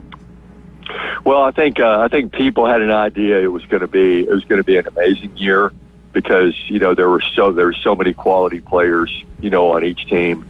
Here's the thing with Alabama. I mean, their closing stretch of games is tougher than anybody in the country. Yeah. I mean, they close against Tennessee, Florida, and Auburn. Those are their last 3 games. And they got to go back to Neville Arena March 8th to close out the regular season. Oh, and don't forget, they got Missouri, Kentucky, and Mississippi State mixed in there, too. Yeah. Now, there are no nights off in this league. No. If you take a night off, like Alabama did against Ole Miss, you lose. And then Auburn, against Florida, you lose. I mean, you just got to bring it every night. Yeah. Is the SEC a basketball conference now? Spoken like a true Buckeye. Oh, it is this year. Yeah. Oh, my goodness. Well, we saw this about 5 years ago when they were investing in coaching, facilities, and you got to be really impressed with what the commissioner's done, with what these administrations have done, because they're the king of college basketball this year, and I don't think it's close. I mean, you got 4 of the top 5 teams from the SEC, right, legitimately Final Four contenders. I don't think we've ever seen that in the SEC, not in my lifetime. I can't remember. We've always had Kentucky's, we've always had some Arkansas teams that were really good, but these teams are not flukes. They're talented from top to bottom. They have excellent coaching, great facilities. So just talk a little bit about where SEC basketball is compared to about 10 years ago. Well, it is amazing. I mean, the Mike Slive made a move to do this, the late, great Mike Slive, to just, because there was one year where, Alabama or the SEC didn't get that many teams in the tournament. It was embarrassing. Yeah. And so they made a move to upgrade the coaching. And something that Stephen Pearl mentioned yesterday in a radio show, up this way, is that, Alabama doesn't hire Nate Oates, doesn't get Nate Oates. If Bruce Pearl doesn't come to Auburn, it makes, I saw that story. Yeah. And so it sounded pretty, kind of braggadocious and everything like that, but it really is true. Yeah. I mean, Bruce Pearl made everybody kind of step up their game, even more so than they had. And in Alabama, if they wanted to compete, they had to go get a good guy, and Oates was the best guy available. And now, of course, everyone's talking around here. Now, can we hang on to him? Can we keep him from getting a bigger job? Right now. But of course, he's made this job pretty huge, and this program pretty huge. Were you surprised how good he's been at Alabama? No hire's a slam dunk hire, but a lot of people didn't know who Nate Oates was before he was at Alabama. Were you shocked at how fast this has turned around and how good they are? Yeah, I had a guy come in the sports office right after Nate got hired, and he goes, who? Who is this guy? And he knows now. Yeah, he's pretty good. But it's all about buy-in, right? Right. And the second year, he was pretty successful, and the guys he recruits love to play this style of ball. Right. This get up and down and knocking down threes. Look, it's either a 3 or a layup. The worst shot in Nate Oates' offense is a 15-footer. Right. I mean, it's either a 3-pointer or a layup. And, the fans love it. They're packing the place, and he's just, it's just been tremendous what he's done. Jeff, I was considering this when I was thinking about the game and the absurdity of it. I am kind of famous down here for my dislike of storming fields and storming courts. And, the University or Vanderbilt's actually putting up quite a bill this year for it. But the notion that I have this feeling if Alabama wins this game, they're going to storm the court. And it just brought to mind how absurd that is, that a team that's number one in the nation in the coaches poll would storm the court after a victory. But, I mean, do you agree we're probably going to have that if they win this game? I kind of do. I mean, you're right. I mean, it kind of sounds ridiculous on the surface to do it, but man, I mean, there's going to be so much intensity going into the game, so much intensity during the game, that after the game, I mean, if Alabama wins, you're right. I mean, they may not be able to keep them off the court, and we'll see. I mean, I predict that will probably happen. Yep. So. We could talk about this game for 2 days, but we're kind of up against it here. Before we go, though, I need to get your pick. What's the score tomorrow? Well, I think the key is going to be, again, Alabama's bench. I don't think you're going to see a 103-80 game. Mm-hmm. But listen, if Alabama makes 17 threes, they're going to run Auburn out of the gym. Yeah. But I think it's going to be a lot tighter than that. I think probably Alabama wins by 5. And I think it's just going to be a game that, we'll be talking about for years to come, or at least until March 8th. I was going to say, for weeks to come. Well, Jeff, as always, love talking with you. Enjoy the game tomorrow, and we'll speak at you again next week. Thanks again. All right, y'all have a good one. Thanks, all right, that's a great Jeff Spiegel. Birmingham, ABC 3340. Boy, they're going to be busy tomorrow. I guarantee you. So they're going to have 3 opportunities to storm the court in the next couple of weeks. Oh, my goodness. It's great basketball. I really thought about that. How absurd. Right. But I guarantee it happens. For sure. Yeah. So get that checkbook ready, right. Bern. But anyway, I that think was he would great. be okay with that one. That was great. Absolutely right. Well, let's talk about some more of our great sponsors here on the Coach James Hale Show. Dr. John Ward, dermatology specialist. Skin cancer is real. It affects 1 in 5 will develop in their lifetime. If you see something that doesn't look right, get out and see Dr. Ward at one of his 8 area locations. If you're listening to us right now, he has an area near you. El Rodeo Tequila Bar and Grill, greatest Mexican on the beach, right there on Thomas Drive across from the Navy base. Get out there today. And then, Jason, talk to us a little bit more about Max Fit Sports Nutrition. What you got going on? So we do have our Max Fit meals, so don't forget about that. We have bulk ordering, so if you order, by Friday, you can pick up your meals on Monday. They're healthily made. You can follow us on Max Fit Meals anytime on Facebook, and you can go to our Square link and order from there. We also have some pickup locations at, Fitness Junkie, Emerald Coast Jiu-Jitsu, Anytime Fitness. So if you just want to drop in, grab a meal, put it in the microwave, they're made by a chef. They're healthy. They're made with fresh vegetables, no preservatives, no extra added, BS that we're, seeing in foods nowadays. So they're really good for you. And we have custom meal plans if you have specific needs, whether you're a diabetic or have some type of autoimmune disorder or allergy. You can email maxfitmealsanytime@gmail.com and sit down and kind of construct your own meal plan, and we can cook those for you as well. Outstanding. All right. Surely we're done talking about this basketball game. Nah, probably not. We're going to talk about that. Picks. We gotta stay truthful to the Coach Hale Show. We'll probably have a poll or two, and Alabama will probably be number 1, but that's all right. Does Alabama still have the most wins? And we're also, I'm sure they do. Most players in the NFL? Most national championships. Here, give me an eraser. I'll make sure they most weeks at number 1 in the AP poll. That's all coming up next. Coach James Hale Show.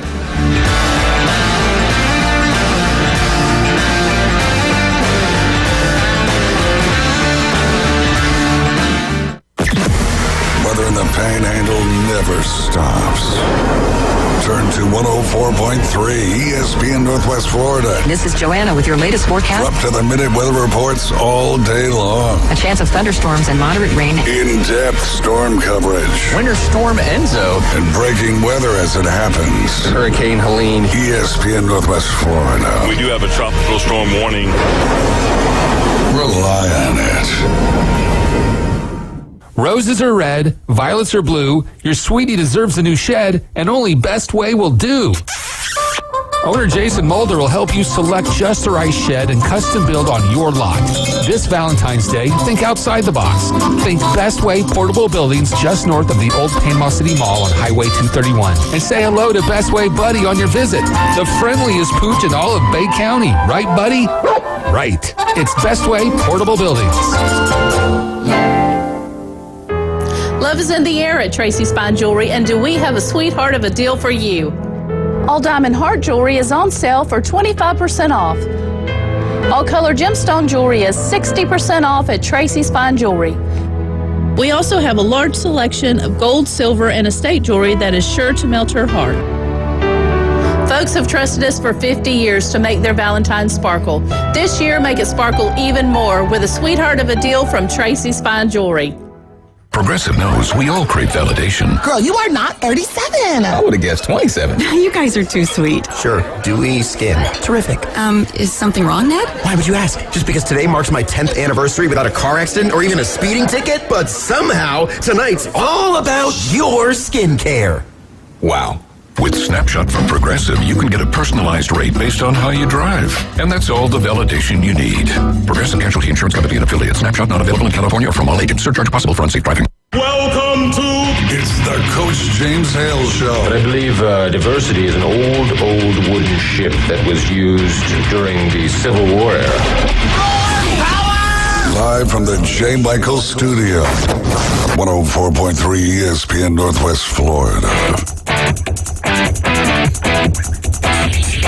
And welcome back to the Coach James Hale Show. Brian Haddad sitting in for Coach Hale today as we get ready for the Iron Bowl of basketball tomorrow. And you can listen to that game right here because we are your home for Auburn Tiger basketball. Andy Burcham's going to have the call tomorrow afternoon. Game tips at 3 p.m. So we'll pick up coverage a little bit before that. Make sure you're listening to it right here on ESPN Northwest Florida. And we'd love to hear from you if you want to chime in on your thoughts about the game or any of the other nonsense we've been spewing this morning. We'd love to hear from you. Give us a call at 215-6290. That is 215-6290. Well, let's get back into the wheelhouse of this show, fellas. And let's talk about teams football. We'll get back to football here. We've done a lot of basketball today. Let's go. But teams most likely, SEC teams, most likely to improve their win total in 2025. Now, this was from Saturdays Down South. So if you look at last year, the multi-win progression last year from the year previous, Arkansas was +3. They had 3 more wins last year than the year before. Florida, 3 more wins than the year before. South Carolina was 4 wins better. They were really good. Yeah, and Vandy, of course, at 5 wins better. So those were the big winners last year. So this year, these are the 4 SEC teams that Saturdays Down South projected had the best opportunity to improve their win totals. Number 1, Oklahoma. Of course, Oklahoma, I believe, was just 6-6 last year. Of course, Brent Venables was under a little fire, got a little reprieve, beating Alabama late in the season. But, you know, obviously, in order to do that, they're going to need to be a 7, 8, 9 win team this year. What do we think about their opportunities to improve? I mean, historically, you would think that they would be able to. I mean, they're a blue blood program. They're not so much now. They've kind of had a little lull here. But forever, I mean, they're in the top of everything, you know, as a program. So, but they got to get better on offense. Goodness gracious, they were terrible. I like Brent Venables. I hate talking bad about a coach because everybody thinks you're taking it personally, but it's not. I just didn't see the fit when they hired him. I mean, you go from Lincoln Riley to Brent Venables, it didn't make any sense, right. And you were rolling. I mean, you had the best quarterbacks in the nation. Your offense was running. Yeah, they didn't play as much defense, but they were winning football games. Then you completely restructure your entire program, and it just hasn't fit. They just lose Jackson Arnold to Auburn, so I don't know where they go at quarterback. And quarterback's the most important, position in all of sports. I just don't see it. They're going to be good on defense. I mean, he can coach defense. Let's be honest. I mean, they're going to have a solid defense. And if you looked at that Tennessee game, that's when kind of Nico kind of was starting to fall apart because he saw a lot of coverages he hadn't seen before. They were really physical. So their defense is going to keep them in games. I don't see a huge jump. I just don't see the offensive talent. I never thought about it till you just said, but it's kind of interesting how you've gone from the offensive guru. Right. They're scoring out Caleb Williams and Baker Mayfield. Right. All those quarterbacks, they're throwing it all over the yard, rather, and now they can't score 20 points a game. And at least in his first year, he had Dylan Gabriel and Jeff Lebby. Absolutely. Right. And then they both left, and it's, it's tough. I think they're a great candidate to be the same. Right. Exactly. I think they're another 5-6 win season. They're playing in one of the toughest conferences in all of college football now. And those schedules are so tough. Right. So that's the reason I don't see a huge jump. If they're playing, the Big 12, we could maybe talk a little bit differently. But this is the SEC. There's a lot of good teams. Right. Yep. Well, how about this? Auburn, they have to be, is next on the list, and that's exactly what it says here. If Hugh Freeze doesn't figure it out in year 3, he won't get a year 4, and I think that's the case. Absolutely one true. of 3 SEC teams not to qualify for a bowl berth last year. 5 wins, Auburn. Obviously, they were in a lot of games, couldn't figure out how to win. Finally, kind of got a little better about that at the end of the season, but we're talking about the post-Gus Malzahn era, and they're all losing seasons up to this point. It's amazing. So that's another one. It's hard to figure because before Auburn, Hugh Freeze's thing was always he was an offense. He was like a quarterback whisperer. He always gets them to play better. But that has not been the case at Auburn. It's like, I know you haven't forgot how to coach, obviously. Right. But, something's missing. It's like maybe it's the talented quarterback. I don't know. Speaking of Jackson Arnold, where did he land? Auburn. And we're going to see now that he's with an offensive coach, offensive guru, a quarterback whisperer, supposedly, what kind of development he's going to have. They also have Deuce Knight. I don't really expect him to be a factor this year because he's just so young. But he's a 5-star quarterback, so you just never know when you get him in the fire. You got the Coleman kid receiver who really came into his own. So they have everything they need right now. I mean, they got receivers. Now, the offensive line, I'm not so sure about, but I think they're going to be solid. But defensive line, they recruited really well. They've added some portal players. They've added some portal wide receiver that was really good.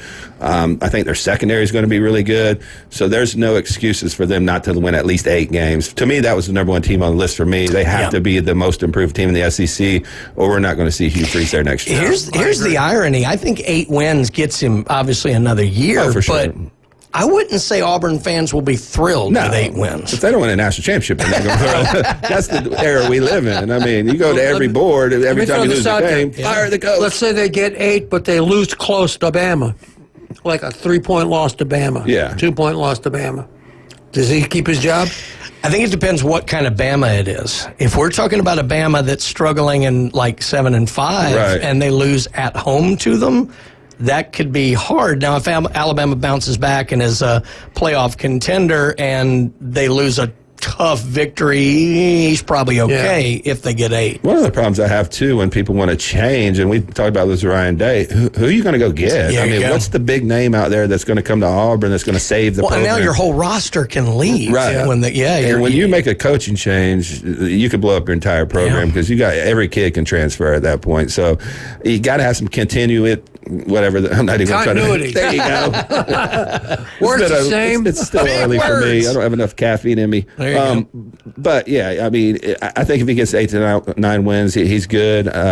But this better be a good year for them because they got a lot of talent and they need to capitalize on what Mr. Yellowwood's been handed over to them.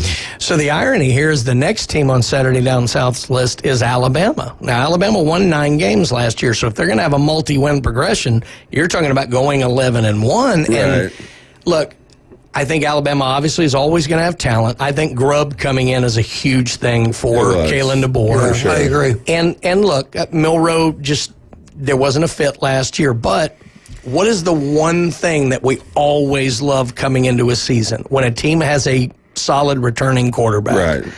Alabama doesn't have that yet. Ty Simpson, he's played some spots, but he hasn't played 1v1 most of the time. He's playing cleanup moments and things like that.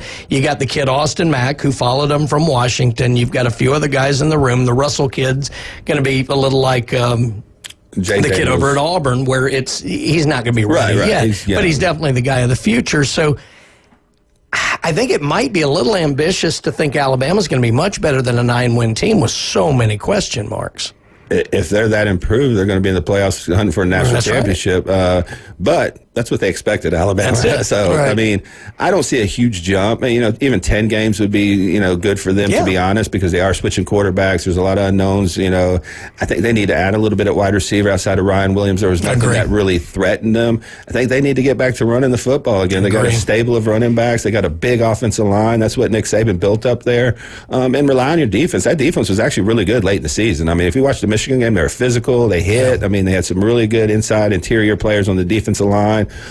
So I'm interested to see just not their more win total, but the improvement and more the discipline. We talked about this all year. They lack discipline. They lost a lot of games because of bad penalties and just people being out of position, no accountability. We heard, stuff about, how DeBoer handled some of the players, which wasn't exactly a glowing endorsement of him. But things have changed. Now they got to pull up their pants and say, sir. And I'm like, well, they didn't have to do that last year. So it's going to be very interesting to see Alabama, because that is a pressure cooker. They lose 3 games, everybody's going to let it fire them again. To me, what last year looked like with DeBoer is exactly what a coach coming from the Pac-12 looks like. For sure. He always coached big in the big games. Right. He didn't have to look that much at the lower level games, whereas in the SEC you do. All of their losses last year were games they easily should have won. But I would say this about adding Ryan Grubb. And when Ryan Day, Michigan too. Right. But when Ryan Day added Chip Kelly, it allowed Ryan Day to be the CEO of the program. That's so right. if I got a problem on defense, I can go down there and address that with my coaches. If I got a problem, outside with NIL, I can go address that, because I got a guy I trust that can run the offense, and that takes a lot off his plate. So I do expect them to be better this year, and I expect them to make the playoffs this year. Well, and that's the thing. A friend of mine asked me, what's the number that DeBoer needs to win this year? I said, it's not a number, it's a word. Playoffs. Yeah. And it doesn't matter. He could win 10, he could win 11, he could win 12. As long as they're in the playoffs, he's okay. Get you a home playoff game, get you a win under your belt, and then the Alabama fans are going to relax a little bit, and maybe you can kind of, coach the way you want to coach. But I think they're going to be pretty good this year. Yep. Well, very good. The only other one I would add would be Mississippi State. Yeah. That's not a homer pick. It's just mathematical. Right. We only had 2 wins last year. We got a good opportunity to add to that. Of course, we can go backwards, too. And we talked a little bit off there, too, about Florida State. Even though they're not in the SEC, oh, my goodness, they have to be better this year. And I think they added some pieces to be, but, go win 8 games. You added a lot through the portal. You added some different coaches. I felt really bad for Norvell last year, because I felt like the team quit on him a little bit. And like we talked about off there, I don't think he had any idea how bad that season could have gone. If you would have told him he'd been 2-10, he probably would have laughed in our faces, because he really believed that was a good team. When you miss on your quarterback like that, though, it can get out of control, and it just spiraled downhill, and that was the end of it. So I really hope Florida State has a bounce-back season, wins at least 7 or 8 games. Absolutely right. Well, let's talk about a few more of our sponsors here. Turf Pro Pest Control. Patrick and the crew will have your yard looking absolutely wonderful. Make sure you give them a call today. Paparazzi Gourmet Deli, 3 restaurants in one. They're on Thomas Drive. Get out and see them. Get you one of them big old Land Lover pizzas before the big basketball game tomorrow. You will absolutely love it. Steverson Air Conditioning. In all this changing weather, you want to make sure that your AC and your heat, probably going to need both of them in the same day. Make sure that they're working really well. Call the fine folks at Steverson Air Conditioning. Don't forget about Newbies and the 4 great Newbies properties in this area. Go have a wonderful time there. And Beef O'Brady's in Lynn Haven. Pat Perno and the crew will make sure that you have a great time every time you go visit them. And you might even get some onion rings if Big John doesn't make it out there first. Onion rings. Donuts. All right, 1 segment to go, folks, before the weekend. You're listening to the Coach James Hale Show on ESPN Northwest Florida.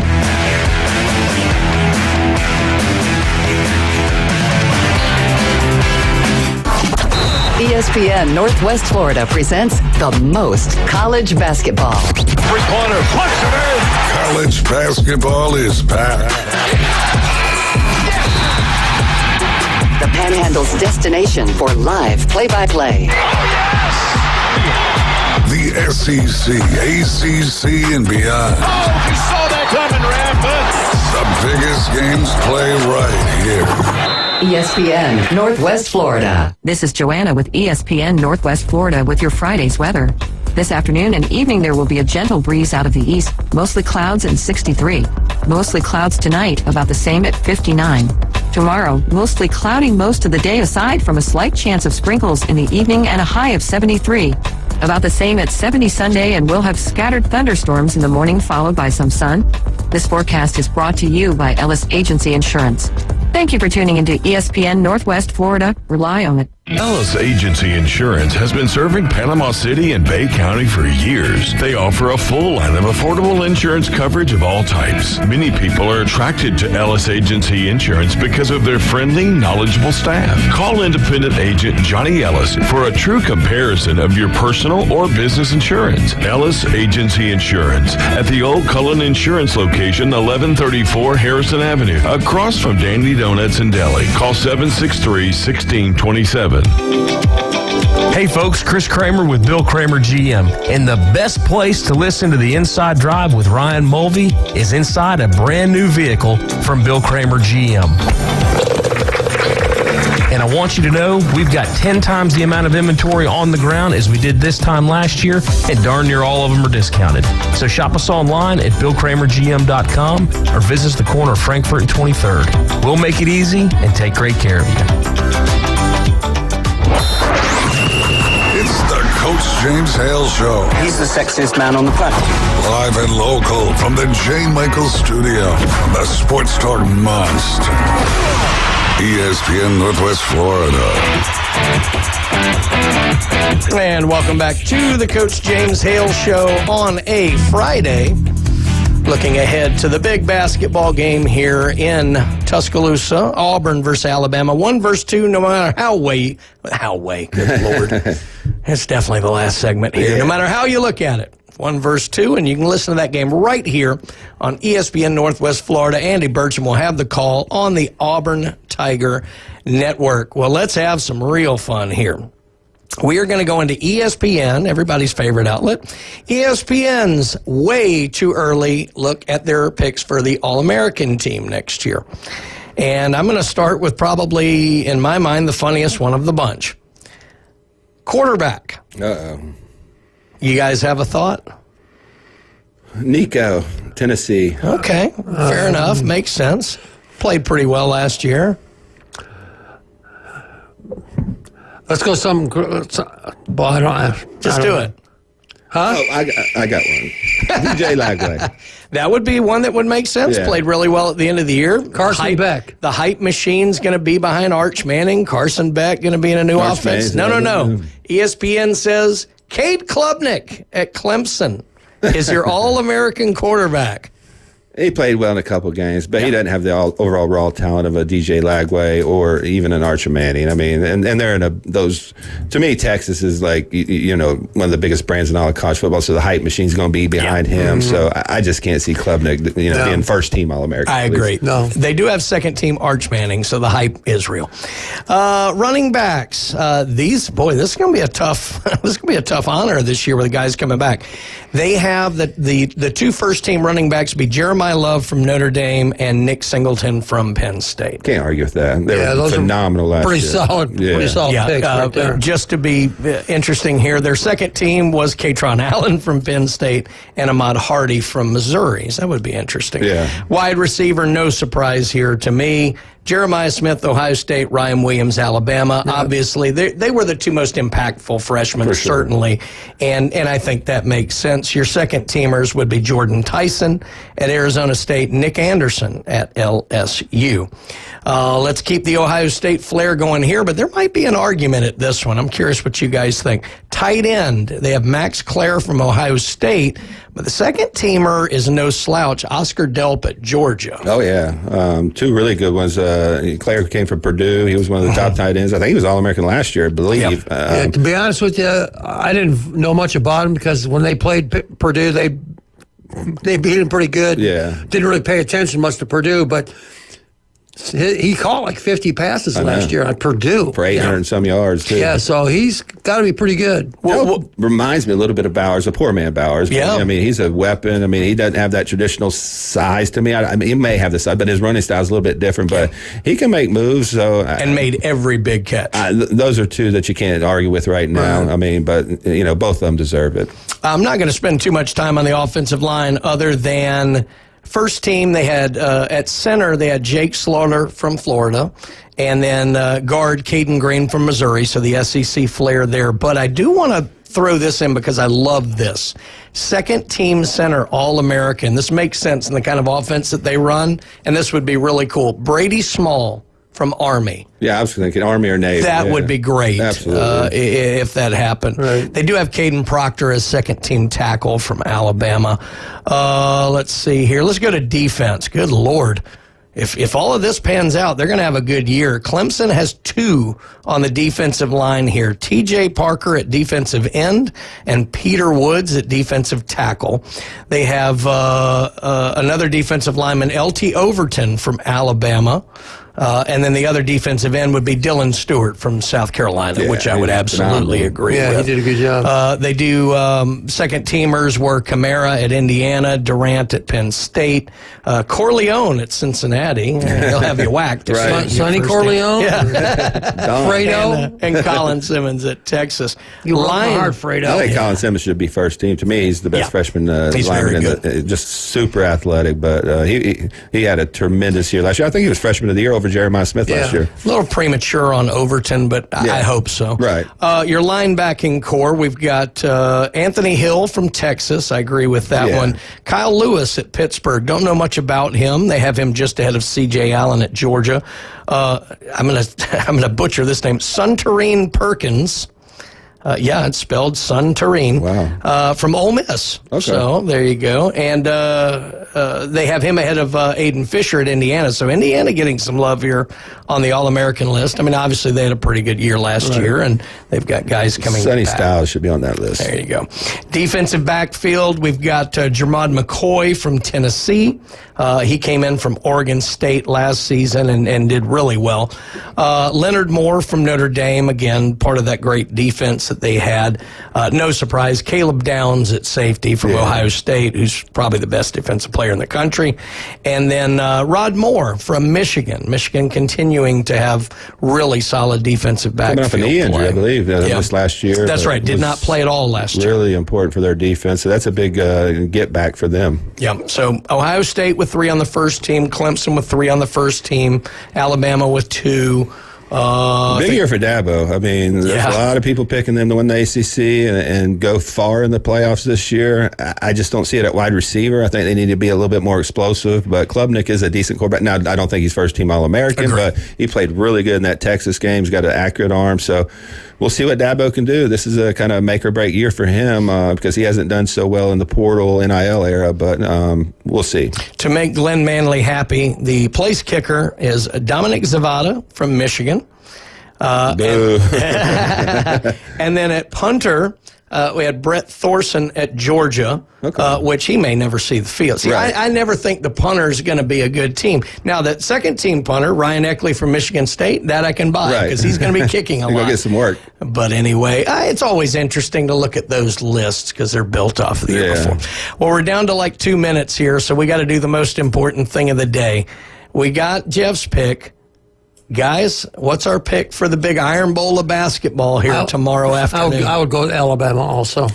I know everybody's just picking Alabama and saying, that this might be a slam dunk win for them, but I just can't believe Auburn's going to play, a bad game again like they did against Florida in that second half. They're going to be dialed in. I mean, the one thing they have to do to me is slow down the game a little bit. I mean, if this is an 80, 75 game, I think it helps Alabama, but if they can muck it up a little bit, play more inside out, I think Auburn has a chance. Alabama's still 333rd in the country in defense, so they have some opportunities if they hit shots to score. So I got to go with Alabama just at home, but I think this is going to be a much, much closer game than a lot of people are going to, give Auburn credit for just because they saw that Florida loss. But I think they're going to come out and play one of the better games of the year. I don't feel good about this, and I'm going to shock you. I'm actually going to take Auburn. I almost did. I'll be honest. And here's why. I think in games like this where these teams both score a ton of points, like we'd see it in football, everybody projects 55-51 game and it's 17-14. Right. I think we're going to have I think the officials don't want to make it about them. They're going to let them be physical. I think this has the ability to be a 71-68 kind of game. And in that game, I think it favors Auburn. And I think Auburn really wants to bounce back from that loss to Florida last week. I think Auburn gets this one done in a really tight game. But my heart is with the Tide. Right. So I hope it. But either way, I think we're in for a great basketball game. So, Jim, want to thank you for coming in today. Obviously, Jason as well. Had a great time talking with you guys. Coach Hale's going to be back on Monday. We got Ryan with the Inside Drive at 11. Dave's got the Afternoon Underdogs. We'll see you next time.